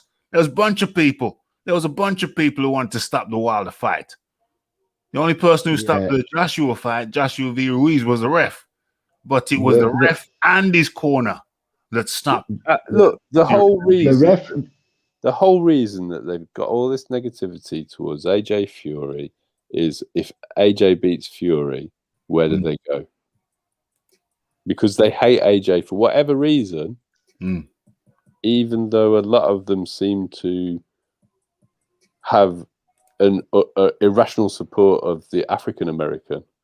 As soon as it's a African of different origin, there's no support. In fact, they like to tear them down. No. African American who fights at the PBC. Oh, sorry. Terence Crawford doesn't qualify. It's very specific. It has to be Terence Crawford and Anthony Joshua don't qualify.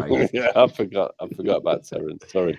No, but it's crazy because they blame Joshua for the Undisputed for Joshua and Wilder. Those guys blame it solely on Joshua, saying that he asked for 50 million, he did it. Then the 12 million flat fee, what Eddie Hearn was doing. They all seem to forget that Wilder turned down the most money out of all of the negotiations to fight. They don't mention that one. They do not mention the 120 million for a 2-fight deal. The flat fee from Eddie Hearn, though, that they completely forget is Wilder agreed to it, asked for the contract, and still didn't sign. Yeah, he sat on the contract for over a week. They sat on the contract and waited out for the WBA to say that's it. Exactly. Exactly. And then they go, oh well, the fight didn't happen because Joshua had a mandatory. Yeah, everyone knew that. That's why they got given the contract to sign it. Well, they took the time. Actually write a letter to the governing body to get the mandatory postponed because it was a unification fight. No matter what Anthony Joshua does, he will not get any credit for being on. If he beats Tyson Fury, he won't get credit for it from that side. He won't. I've heard them say, I want to see Undisputed, but I want to see Fury and Wilder first. You've seen it twice already. Yeah, I've heard that. You've already seen that fight twice. The thing I really don't understand is if, let's say this is the outcome, it may not be, but hypothetically, AJ wins both fights. He's got on record saying he'd fight Deontay Wilder anyway. Mm-hmm. So Wilder gets the chance to not fight for one belt, but to fight the clear-cut best heavyweight and become the clear-cut best heavyweight, irrespective of what titles Joshua was holding at the time. Why don't they want that for him? The second fight between Fury and Wilder, they'll use every reason why Wilder did not lose that fight. I've heard a new one that Fury changed his normal sponsored gloves from Everlast to Path Sport, so that means he cheated. Wilder's always used Everlast, so And I was just like, what do you mean that he's changed the path and spot? So what? It doesn't make a difference what brand of gloves he uses. It literally makes no difference. So these guys, that Tyson Fury cheated in the first fight somehow, he cheated in the second fight, and these guys are still saying he needs to give Deontay Wilder a third. I'm being honest. If my favorite fighter got cheated twice, I would never want him to fight that guy again. I wouldn't want him to fight him again. He's cheated in the first fight, supposedly. He's cheated and nearly killed him in the second fight. Why would you want to put Deontay Wilder back in there with a cheat, as they call it? He's a cheater for a fact. You know he cheats and he will find every way to cheat. Why would you want to put him back in there? Why would you want to do that to Deontay Wilder? Iron Kong. Listen, man, if in the second fight Tyson Fury had the ref, the commission, Wilder's coach, whoever, what's his name, Durrell in the crowd working for him. Tyson Fury is a super villain. And I wouldn't want my fighter fighting that guy because he can control all of that in your country. Nah, bro. He even controlled JD's. Everybody. Control JD's, remote control, puppet control. Put the voodoo. He controlled Wilder's full corner. Put the voodoo. Shipped the guy in from Haiti.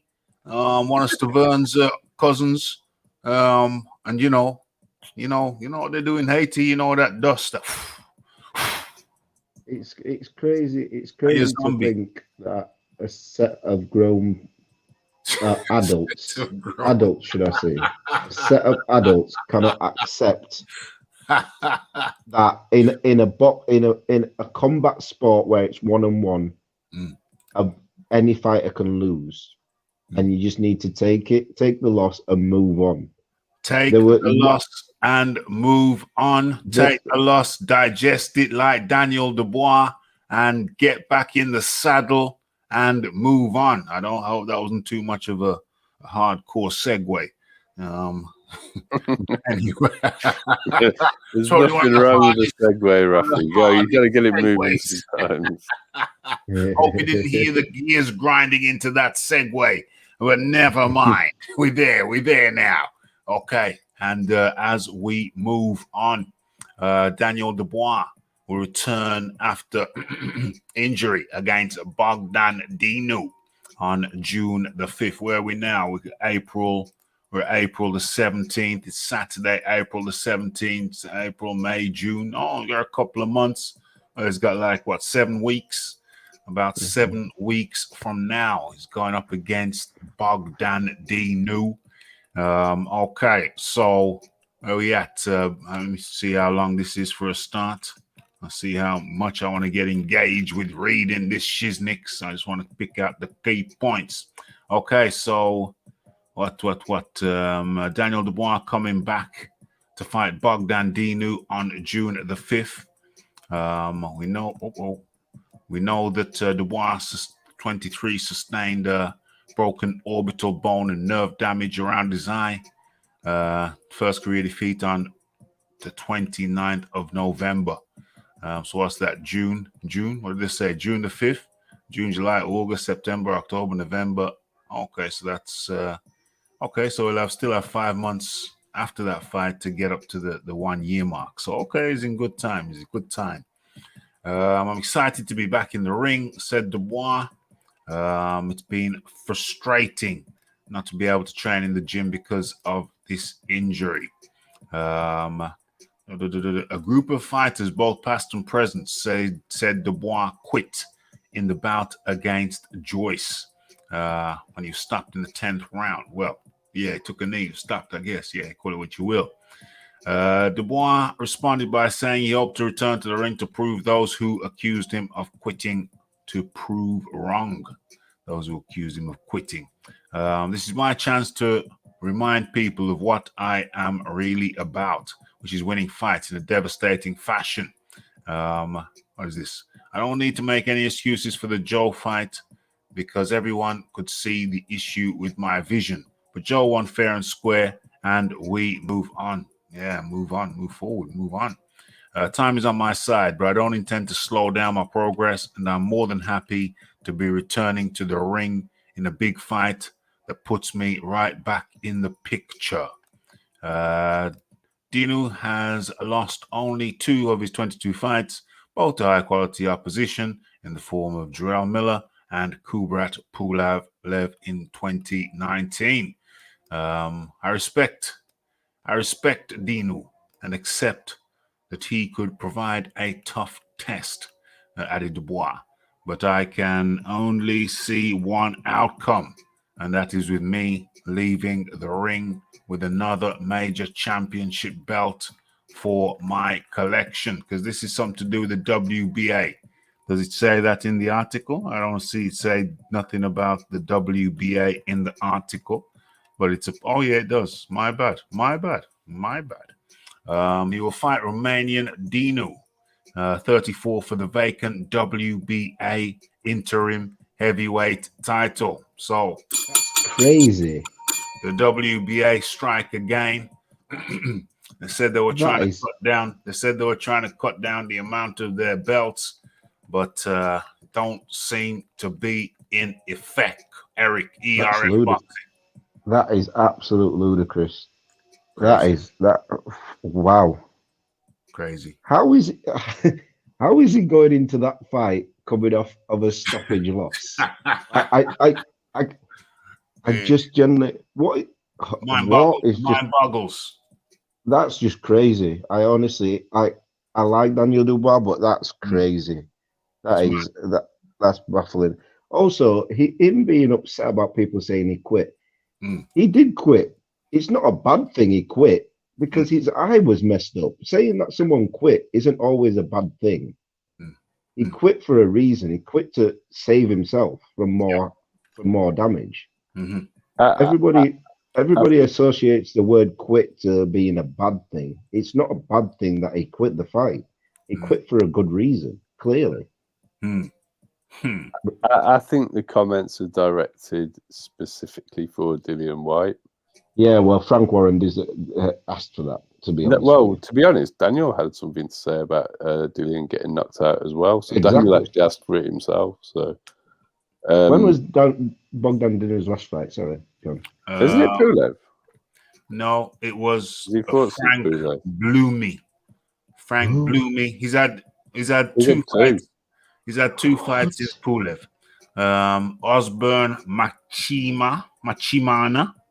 I don't know where the hell was that. What was that some from? high quality opposition there. Yeah, and then Frank Bloomy. And he won both of those. He lost to Kubrat Pulev before that, Jarrell Miller before that. Those were his only 2 losses. But looking down his record, I don't really see any names. So I don't let's be honest. If Pulev is one of the better names he's fought, Pulev will have made sure that he hasn't. He's not very good. Yeah. Pulev's managed to get by maintaining that IBF ranking by only fighting Huey Fury in like the last 10 years, I think. Yeah. So Bogdan Dinu, how did he get stopped by? He got stopped by Miller in the 4th out of 12, and he got stopped by Kubrat Pulev by the 7th. So I think this is a nice little comeback fight. I like this nice little comeback fight. I like the fight. Wow. Don't get me wrong, the fight is good. I like the fight. My mind's just, but how is it for a WPA interim title? Well, that's crazy. That's the crazy part. I can explain that to you, Eric. You know what's going to happen now, John? I can explain it to you. You know what's going to happen now? Dillian White will fight Trevor Bryan now. And Daniel Dubois will have to fight him. He's going to fight who? Dillian White's going to fight who? Dillian White will fight Trevor Bryan now for the WBA title, the regular title. And Daniel Dubois will have to fight Dillian White. The thing is with that scenario, Eric, I think that's what Frank wants. Yeah, maybe. Because I don't think it's very good for Daniel, to be honest. No. Daniel's not at that level yet. I don't think that's a good But idea. I do like the fact. I do like the fact he's changed trainers. I think going to I like that a Masters lot. is a great move. Yeah, I great. do like that. His trainer in that Joe's fight, Joe Joyce fight was awful. Terrible. Well, the other thing is, we're here talking about quitting when that towel should have been thrown in. Yeah, it should have been. It should have been thrown in way rounds and rounds before he actually stopped it himself. Yeah, you could tell he wasn't even responding in the corner. You could tell Daniel did not want to be in there. Yeah, you could tell. There's more to it as well. It's like you've got a young fighter who has got a horrible injury, and if he's got the determination to keep going back out, as a corner, you need to protect him from any accusation of quitting. Yeah. And on top of that, they left him out hanging. Yeah, they left him out to hang to dry. To be honest with you, they did. It's terrible. They did because the Bogdan Dinu. It was literally one jab at the start of the round, and he was like, "No." It was as if he was like, "Right, you're letting me go out. I'm just going to wait for him to hit me once. He's going to touch me once, and I'm going down. That's it." I don't think it was premeditated. No, but I'm not saying that as if it was premeditated. I think he was waiting. He sort of was waiting for his corner to tell him, "You know what, Daniel, you've had enough."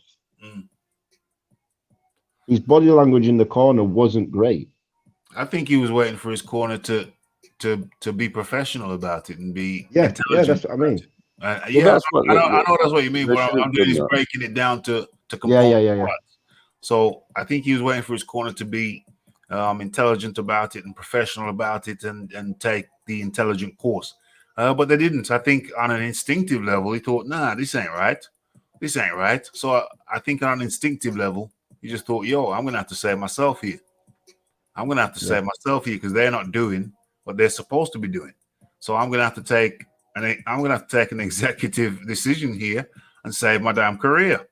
And I think that was prudent. So whatever you choose, whatever anyone chooses to call it, I call it prudent. He saved his career, whereas his corner didn't. Iron Kong. I think the Bogdan Dinu fight is the fight he should have had after Nathan Garman, like a fight like this, right? Frank Warren has the strangest way of building his fighters, right? So you're gonna put this guy named Bogdan Dinu. No, Dinu.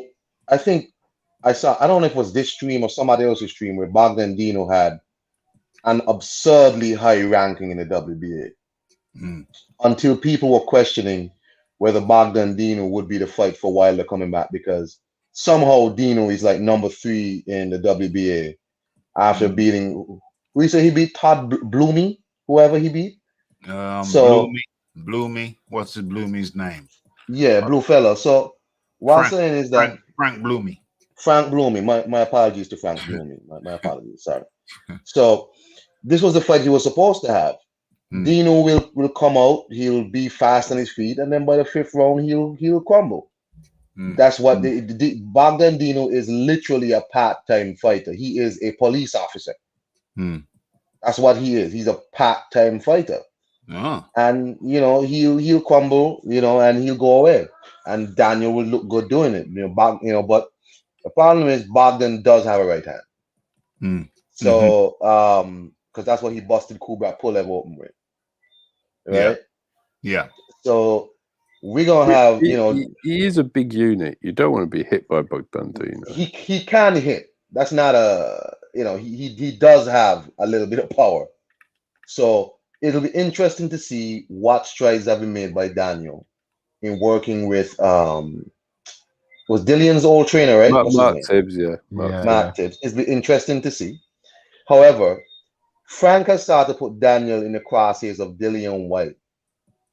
And Daniel has a bit of an ego with him too. Like when he was trying to find his voice, he went down the road of being a bit uppity, talking a lot of, I'm gonna do this, and because I think somebody here had said Daniel himself was talking about Dillian White too, right?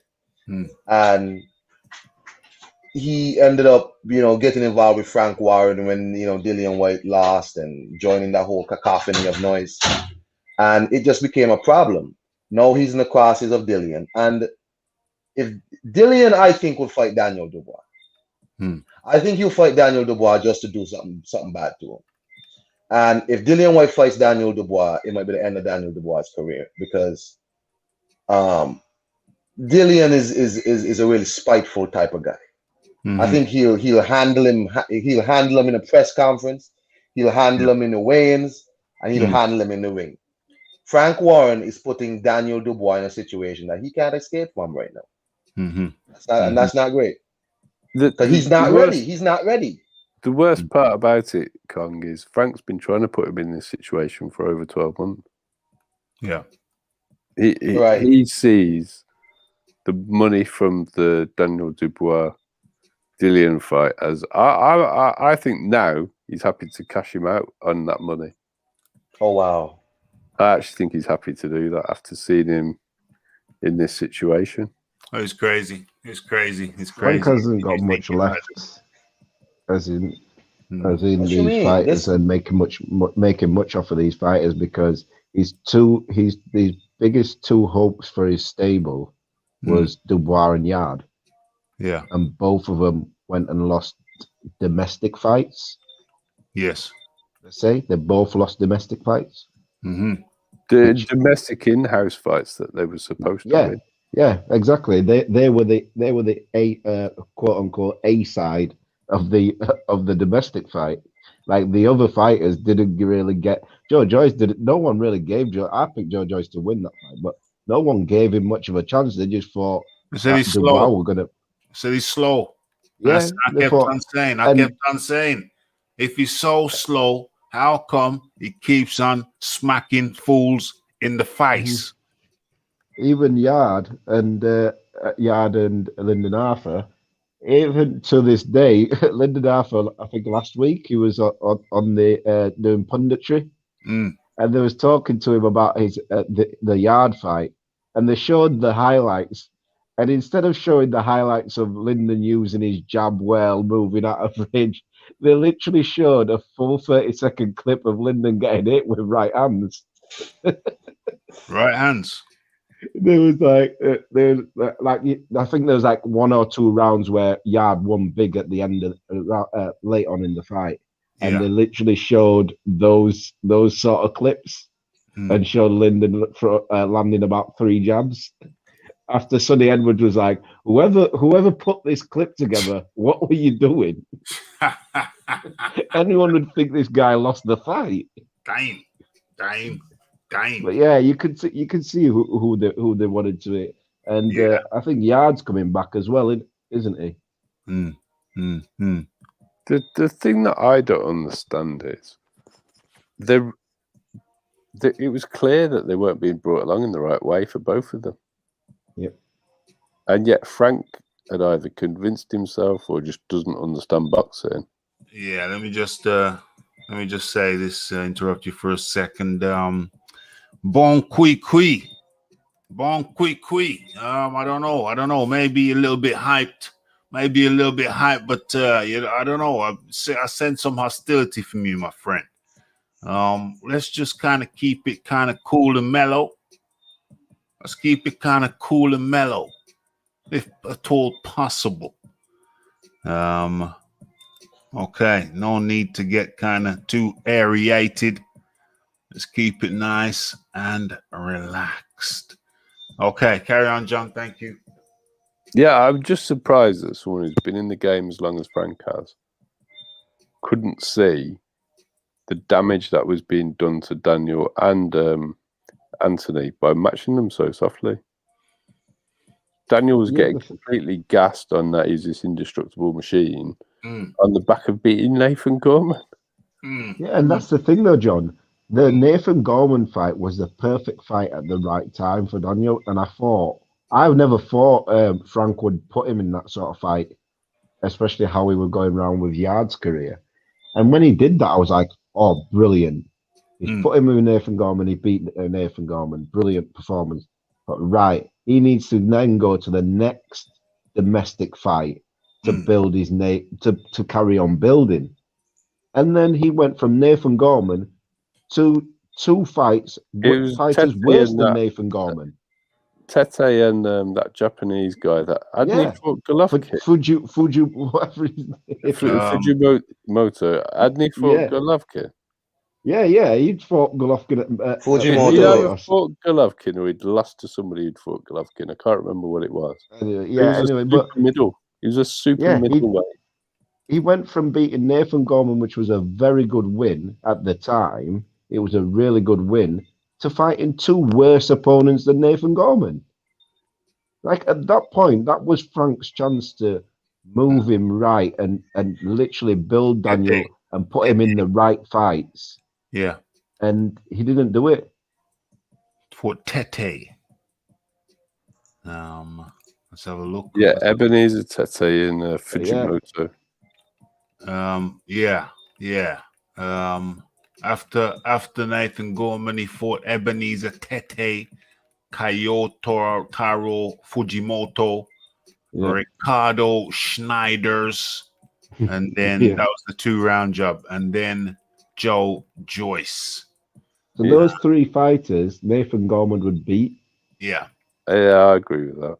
Yeah. So I don't understand what Frank was thinking from Nathan Gorman, you then go lower. And not even the fact you went lower, you went to three guys that nobody knew. It didn't do anything for Daniel's. I think it might have been money. He couldn't afford to get anybody in with Daniel.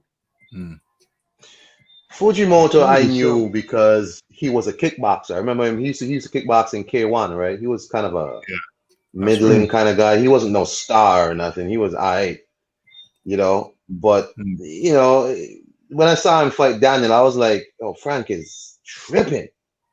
And then, like, what Daniel Dubois is learning nothing from none of these fights.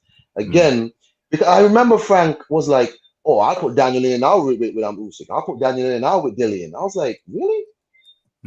Why is Frank doing this? Why you don't like Daniel?" It's like Daniel just kind of played along with Frank Warren, just played along. I don't know if Frank was getting in his ear and telling, "Look, you need to speak up more and try and talk more trash." And he tried to talk more trash, and he just came off like a fool. And then he got victimized, right? Now he's back against Bogdan Dinu, which was supposed to be fights like this after Garmin, and still be building. It was clear Daniel Dubois was not developing as a boxer. We could see it. It wasn't going nowhere. He just looked the same. And it was just like, man, now he's back in against Dinu, WBA interim belt. You do realize after this ain't no step back for Daniel Dubois. Ain't no half stepping. This is the exact same thing they did with Anthony Yard. They refused to fight domestic opponents who was in and around his level, and that would be really, really good fights for him learning and how to pace himself in fights when he does get in trouble, how to hang on, and he never did any of these things. He just went through international opponents to go through the WBO to get a title shot, and when he got a title shot, he got so close to winning it. When he got that close, he didn't know what to do. His corner didn't know what to do. Nah, he needed to get the other tank and empty that too. But this is what I mean. If he'd been in a 12-round British title fight or a Commonwealth title fight where you get to that point where you are tired and the tank is empty, so you know what I mean. He never went through that.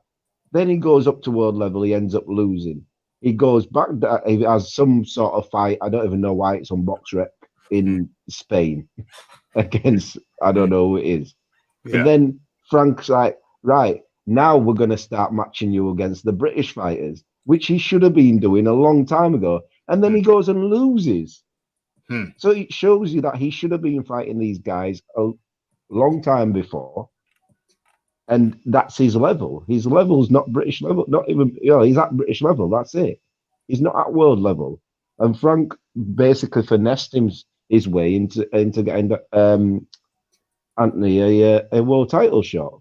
Mm-hmm. Mm-hmm. Mm-hmm. The worst part is, I think they've both actually got potential to be at the world level if they were developed correctly. I think both the trainers are terrible. Was terrible. Daniels was, and so Anthony. Anthony Hard. He shouldn't be fight. He literally fights as the way he fights is every shot has to be a hard shot, and he goes for just a knockout constantly. He does not throw combinations like his body build. He should be inside throwing combinations. He doesn't do that. He constantly wants to be a counter puncher, which his dimensions and everything shows that he should really be a come forward fighter. He should be a come forward fighter. And that's the Daniel Dubois. That's the Daniel Dubois coming back to take on Bogdan Dinu to become some kind of WBA interim champion. It's interesting. It's very interesting. Okay. And we're going to quickly, what do you guys think of Tunde? What do I think of Tunde? I think he's on a journey.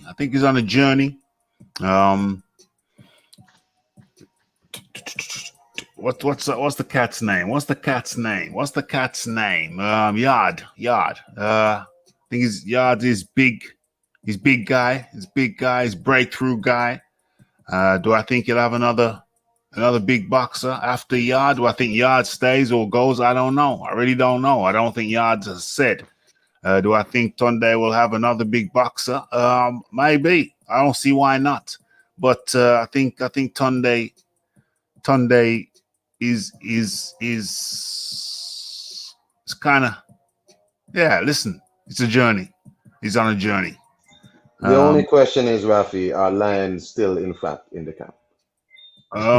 Lions. Well, Lions come in lots of different shapes and forms. Yeah, you know what I mean? Come in lots of different shapes and forms. They come in different types of fitness levels, different sizes. So that's a kind of broad question, my friend. I'm sure there's some kind of Lions. There's only one fighter that shouts Lions and actually means it, and that's Jamal Charlo. Any other fighter that says Lions, they ain't no Lion. Jamal, he's barely a cub. And Anthony, well, I don't know what he's still a cat. I just like to remind people at this point that the views of the panelists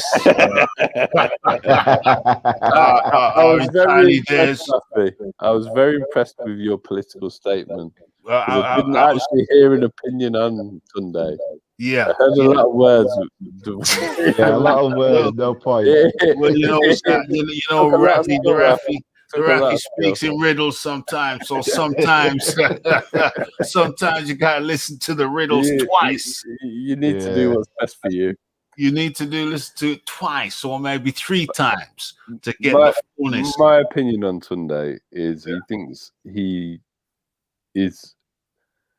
thinks he's a savant, and so that he doesn't need to take any notice of what's gone on beforehand. He thinks his way is new and better than everybody else's, so you can throw everything else out. And he's got some very different opinions, and it's been proven to me that they don't work. Tunde's egotistical. Hey, gents, I'm gonna slide off, right? Y'all have a great night. Hey, and thanks for popping in. Thanks for popping in and sharing your views, my friend. Have a good evening over there in St. Kitts. And that was man. And always remember, Oluwafemi in 7. Peace. That was the Iron Kong. Much appreciation goes out to the Iron Kong. Enjoy the rest of your evening over there in the Caribbean. Yeah, man, sometimes the Raphie got speaking riddles and you might have to, play it back and then rewind it and play it backwards to get the fullness of the message. And it's coming up to that hour, it's coming up to that time, but I think I'm going to give everybody, my internal clock is saying, okay, we done it, but I'm going to give everybody a chance. Just as a matter of fact, where's the clock? I think we're just going to go around 1 minute. I think I'm going to put 1 minute on the clock, or do I just keep it to 45? I'll leave it to 45 for a reason. What's the reason? Who knows? It's more than half a minute and it's less than a full minute. That's my logic behind it. And let's set that clock. And first of all, though, what's this here? Raphael was my favorite Ninja Turtle. He was the best. He was a boss. And let me just go through this article just a little bit, just for a couple seconds. And let's just get 45 seconds for everybody. Okay. So I think I'm sharing now. And let's do this. Okay. So Teofimo Lopez loses his cool with George Kambosos Jr. at the kick-off press conference. Okay, I saw it. I'm not even going to, as a matter of fact, let me put myself on the clock. Myself. Oh, no, can't do that. Can't do that yet. Let me just get through the article. Okay, so they went at it. They're kind of like face to chest to chest. Kind of chest to chest. He was animated. Teofimo ripped his shirt off after Kambosos told him that he won't make weight for the fight. If the fight were tomorrow, there'd be little chance he would be able to take all that water weight off, whatever, 135, and get down to 135. Today, Teofimo, 160 pounder, and is pure muscle with no fat. This seemed to anger Teofimo because he took his shirt off and walked up to Kambosos like he was ready to throw down. Is it because boxing fans have been calling Teofimo a weight bully due to him being huge for the 135-pound weight limit? I'd never have deleted the whatever. It's unclear, whatever. Okay, so I think that's going down in June. I think that fight is going down in June. Yeah, the 5th of June. 5th of June, right there. Okay, so Teofimo on Triller. They're going to make a big show of it. OMG, what is this? Is this some of the aggro? Is this some of the AJbxng? Dare I do that? Oh, can you see that? Does it come up? Oh, it's there. Huh, dang. You live in Australia. They are buzzing for this fight. I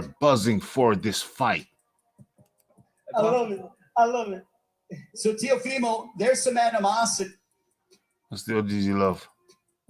Bring all the other belts too.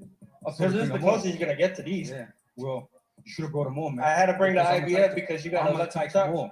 Huh? I'm going to take them all off you. I love it. OMG. What else does he get? Are we going to get to it? Are we going to get to the good part? Oh, there we are. What happened? You got to worry about all hands coming at you at all times. You think it's just the right hand? I'm telling you, that's your downfall. It's a whole bunch of downfall. My guy, I could do it. I can break it down right now. And you're lucky you're not fighting. I can fight tomorrow. You're lucky you're not. Let's fight now. Because in reality, I'll put you in a fucking stretch. You wouldn't even make weight. boy. Oh, hey, you got gentlemen, listen. Come on, man. I can't wait for you. You guys can fight June 5th. June 5th, gentlemen. Get it off. Let's get no. Hey, come on. OMG. Okay, I think I said all I want to say about that. That's happening in June. June the 5th, ladies and gentlemen. What's going on here? What's the other Kambosos? I don't really know. I'm not even going to look it up because we're just closing the shop down. So I'm not going to look it up today with Marion G. Trust me, I'll look it up on another day for you. What's this? This should be a good little scrap, shouldn't it? This should be a good little scrap. Cambosis has got him, lads. I swear. I don't know about that. Okay, that was my turn. So we're going out now. Where's me clock? We're going out now. We stop sharing that. This is a bonus. This is a bonus topic, ladies and gentlemen. So I hope you appreciate us staying over just to share some final words with you. The clock is up. John D. Lee, the clock starts when you start. What's the topic, Raph? Well, anything you want to say about that fight, the Cambosis, anything you want to say about Triller, anything you want to say about Tio, anything you want to say about that skinny frog leg dude who was in the middle? Was trying to sound like Bruce Buffer. I don't know. I just think they're building the fight up well. Yeah. I think they're going to get paid. I think Teofimo should beat Cambosis comfortably. But yeah, a bit of needle's good. It's just a mandatory defense, and I see Teofimo winning comfortably. Yes. Let's clear that. Eric, the clock starts when you start. Yeah, they're getting paid a lot of money, so they've got to make it look somewhat intriguing. Teo stops this guy quite easily, in my opinion. He's too good. He's one of the top guys in the division. Cambosis just struggled against Lee Selby, who is not a world level fighter at 135. So yeah, it's good. I like the Triller anyway. I like the Snoop Dogg commentary and stuff. So definitely, I'll be watching. I love all that stuff. I think it's brilliant. So yeah, it's good. It's good. Mandatories should be fought. What did you say? Mandatories should be fought. Oh yeah. 100%. And see, folks, we can do it. We put the clock up and we can just bang out a subject, frog-legged. We can bang out a subject in a record time. Yeah, excellente. Great show, Raphie. Big love to everybody. Yes, them the Marion G. Yeah, man. You see that guy's legs? He looked like he had withered thighs. It always worries me. When I see that, the look of the withered thighs. I think it's just no, please, no. Don't let the thighs wither away. You need them muscles just to get up out of a chair. Functional shiznicks. Okay, gentlemen, I think we've done what we set out to do. I wanted to get some naysayers in here, but the naysayers stayed far away. Maybe the naysayers were scared that they were going to have their what do you call it? They're going to have their misgivings blown away. But they don't want the misgivings blown away. They want to keep them. They want to hold them dear to their heart, close to their bosoms. So the naysayers did not come in. Do I have to shame the naysayers to get them up in here and for them to talk their talk and have their doubts decimated and have their pessimism replaced with a sense of optimism? I don't know why. But anyway, I think we've done it. I think we touched on, we went right through this week's events with what's his name? Eddie Hearn making an announcement, Tyson Fury, John Fury, the naysayers, and then eventually, I don't know, people maybe got a little bit off with Tyson Fury's negativity, started getting at him, and he changed his tune when when some of those offers started landing in his lap, and he had to come out and say, listen, we've had some great offers. We'll be looking through them and then we'll make a decision on which one we're going to go with, pretty much confirming that he's going with it. He's putting his signature on it, etc., etc., etc. And yeah, we did that. And then what did we talk about? OMG. I can't end this thing without bringing up a clip. If I got the clip, I'll play it. Okay, I got the clip. Because remember, we talked about America. We segued from Undisputed, and we talked about America and how they treat their people, and how they treat the people, and how they took property of some of their people. You know, a certain demographic of people, a certain tone of people, how they've robbed and pillaged their wealth for hundreds of years, their legitimate wealth on their legitimate land, took away their land, took away their cars, took away their assets, stole from them, and told you how one such company, African-American family, set to get their loot back, set to get their land back. Beachside area, now worth $75 million. And yeah, so it kind of segued into that. America treats its people. And we talked about, what did we talk about? We talked about a bunch of stuff. I don't take notes about this shiznix. But one thing I want to bring up, one thing that struck me was this clip that I saw of an how does it tie in? I'm talking about how of an American cop who went on a property where they had some kind of bulldog. And what happened? It just struck me. There's something that struck me about the clip, and I'm gonna share it with you. It ties in with the previous thing. I'm gonna share it. Okay, ties in. How does it tie in, Raph? Well, it's about how that place treats their people. Because here we have an American cop. The station received some intel complaints that there was some kind of bulldog on the property, and it ran a woman into the road, aggressive and violent. And you'll see what I mean. You'll see what I mean when I play this scene. I almost got into trouble there, because if I show this, well, I'm gonna get in trouble. I think I can navigate it. Okay. So what's happening here? Yeah. So man is out of his car. The cop is out of his car, and playing this for analysis, not really entertainment.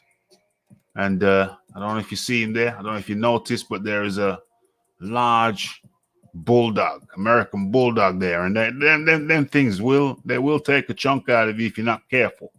So yeah, get out of here. Get out of here. Saying get out of here. Get out of here. I will spray you. Yeah. Go. Okay, so he's just at a dose of spray, and the dog has let himself back indoors. You're thinking, how does this tie in? All right, don't worry, it will tie in. So he's gone back indoors, and now the cop who's been called to the property goes and speaks to the owner of the property, the lady of the house.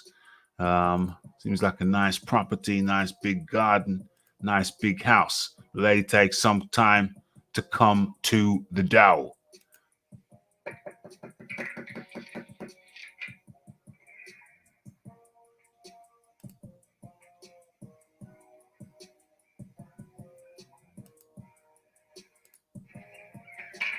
Hey, how are you doing? I'm really sorry to bother you today, but there's there's a woman claiming that she walks this road every day, and she was walking by here today, and this dog chased her out into the road, and she almost got hit by a car.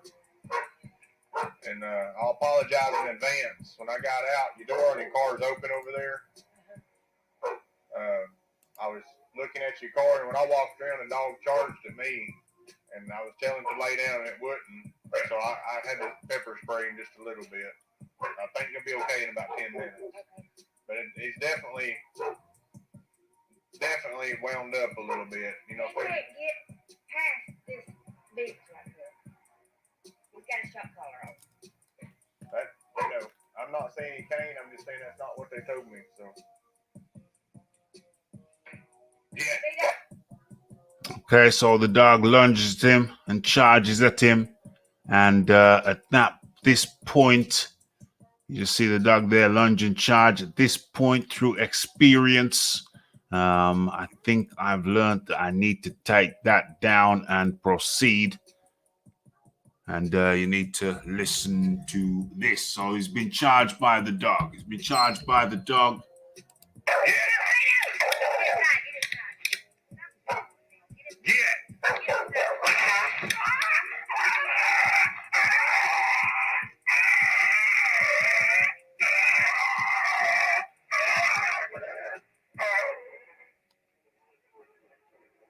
I'm so sorry. 14 Central. Okay, so the cop had to shoot the dog to protect himself. Okay, let's continue to listen. This ties in, by the way. Stay with it.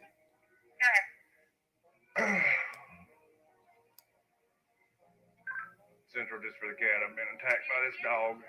One shot deployed. Dog's down. I'm so sorry. That was a real gun? Yes, ma'am, it was. Okay, so for whatever reason, I suspect that this woman is on some kind of mind-altering substance, because you can see that the animal has, well, it's lying motionless, but she's asking the cop if that was a real firearm. So sorry. Oh my God! Oh my God! That was a real gun! Oh my God! Lady in distress. Stay with it.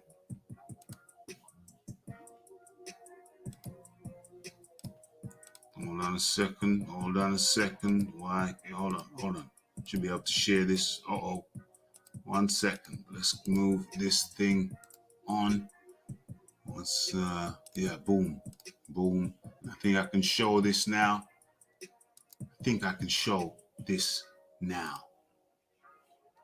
Let's play.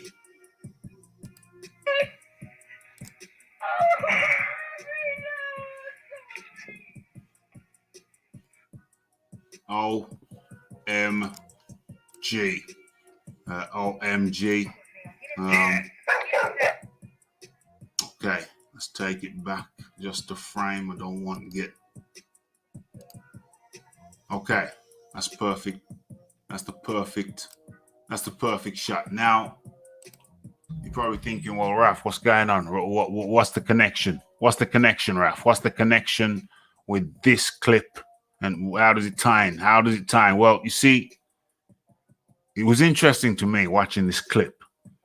The officer used a non-lethal force initially. Non-lethal force. And then in the second incident, when he was attacked, he used lethal force. Okay, so non-lethal and then lethal. Now, it occurred to me, tying in with the previous topic, when they took the people's land and give it back to them 100 years later. It occurred to me that this dog here, this dog that was killed, he was afforded more courtesy than is afforded to some American citizens. You see, they didn't kill the dog outright. They used non-lethal force. Now, if that was a human, well, you see, what we see is that the first choice oftentimes, or too often, is a lethal force. So this dog you see in front of us has more rights, or was treated with more dignity than is afforded to some American citizens.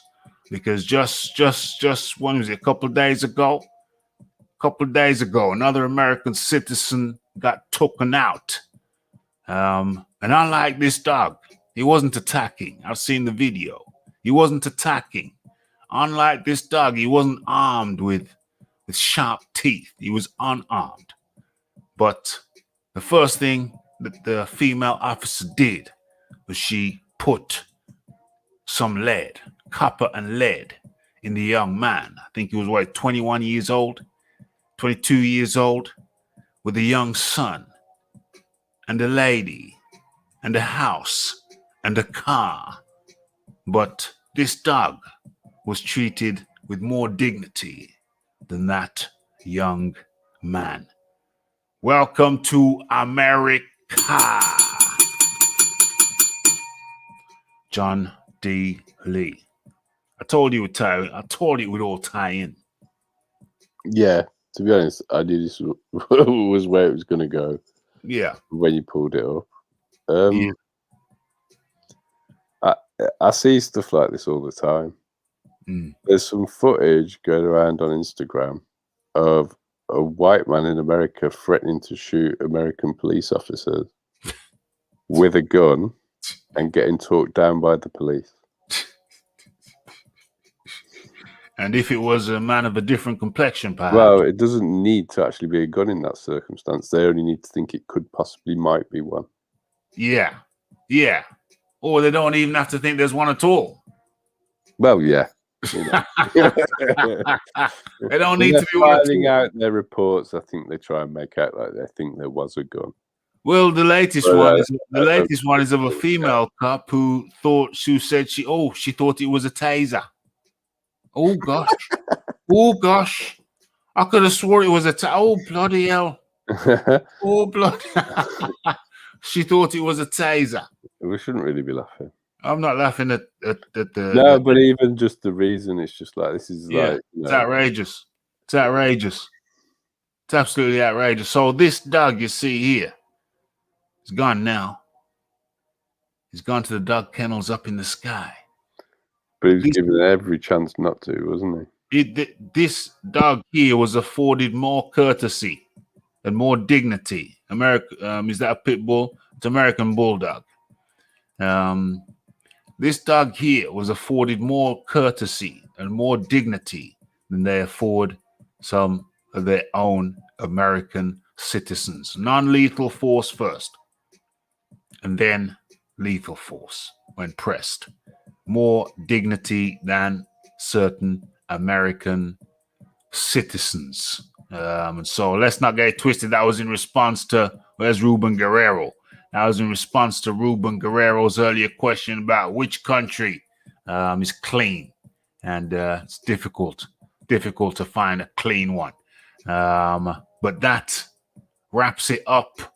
Gone way over time. I think you've got your money's worth. We didn't get a sponsor for the show, but never mind. Smash that like button, hit that subscribe button, hit that share button. John D. Lee, join me alongside AJbxng and the Iron Kong. So much thanks goes out to all of them cats who jumped on in, and much thanks goes out to you guys. But first things first, John D. Lee. Thanks for jumping on. And we have your say. Looking forward to Undisputed. Naysayers, calm down. Your final words, John D. Lee. 24th July, Saudi Arabia. That's what I think is going to happen. Boom. And that is the John D. Lee. Much appreciation goes out to the John D. Lee, the AJbxng, and the Iron Kong.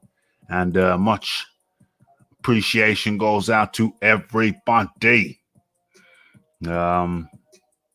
Everybody who took the time out to jump on jump into the show and contribute. Much appreciation, one and all. Yeah, even Frogleg. If Frogleg wants to jump on the show, he can do that too. What's going on? Kambosa spars with Pacquiao, and a lot of great boxers. He's still gonna get his ass whooped. Still gonna get that whooping. The persona of a prosperity preacher, they get you excited though, don't they? They kind of get you excited. Those preachers. You can't lie. You can't lie. You have to acknowledge the excitement factor that they bring. Okay, so we've covered it. We've done it. Much appreciation to everybody who took the time out to come over here and enjoy the show with us. I think we're looking at the Andrade, the Demetrius Andrade versus Williams. That's tomorrow on the Zone. So we're looking to do that live over here at the Raphael Dawkins. Learn from the loss is the important thing. Oh yeah, I forgot we talked about Wilder too. Wilder with his denial of the loss of the L will never learn. Yeah, you gotta accept it. You gotta look it in the eye. And the Leighton Evelyn was up in the building. And much appreciation goes out to everybody. Check us out tomorrow right here at the Raphael Dawkins at the Combat Radio to watch along with the or listen along or contribute along to the Andrade versus Williams fight. And then, of course, we covered all the Joshua talk, the Undisputed talk, the Fury, the Joshua versus Fury talk. Covered all of that, the developments as told to us by Eddie Eduardo Hearn. And so, yes. And of course, we looked at some of the iniquities going on over there in the US of I. Some real sick shizzle. But anyway, it's been great to have you. Speak to you, see you tomorrow. One and all. It's Raphael Dawkins Combat Radio. It's the like, it's the subscribe, it's the comments, it's the shares. And it is the hitting that bell icon to stay updated with news and notifications. And don't forget about the live show. Don't forget to follow me on Twitter. It's Raphael Dawkins. It's the Combat Radio. And I'm out. Blessed.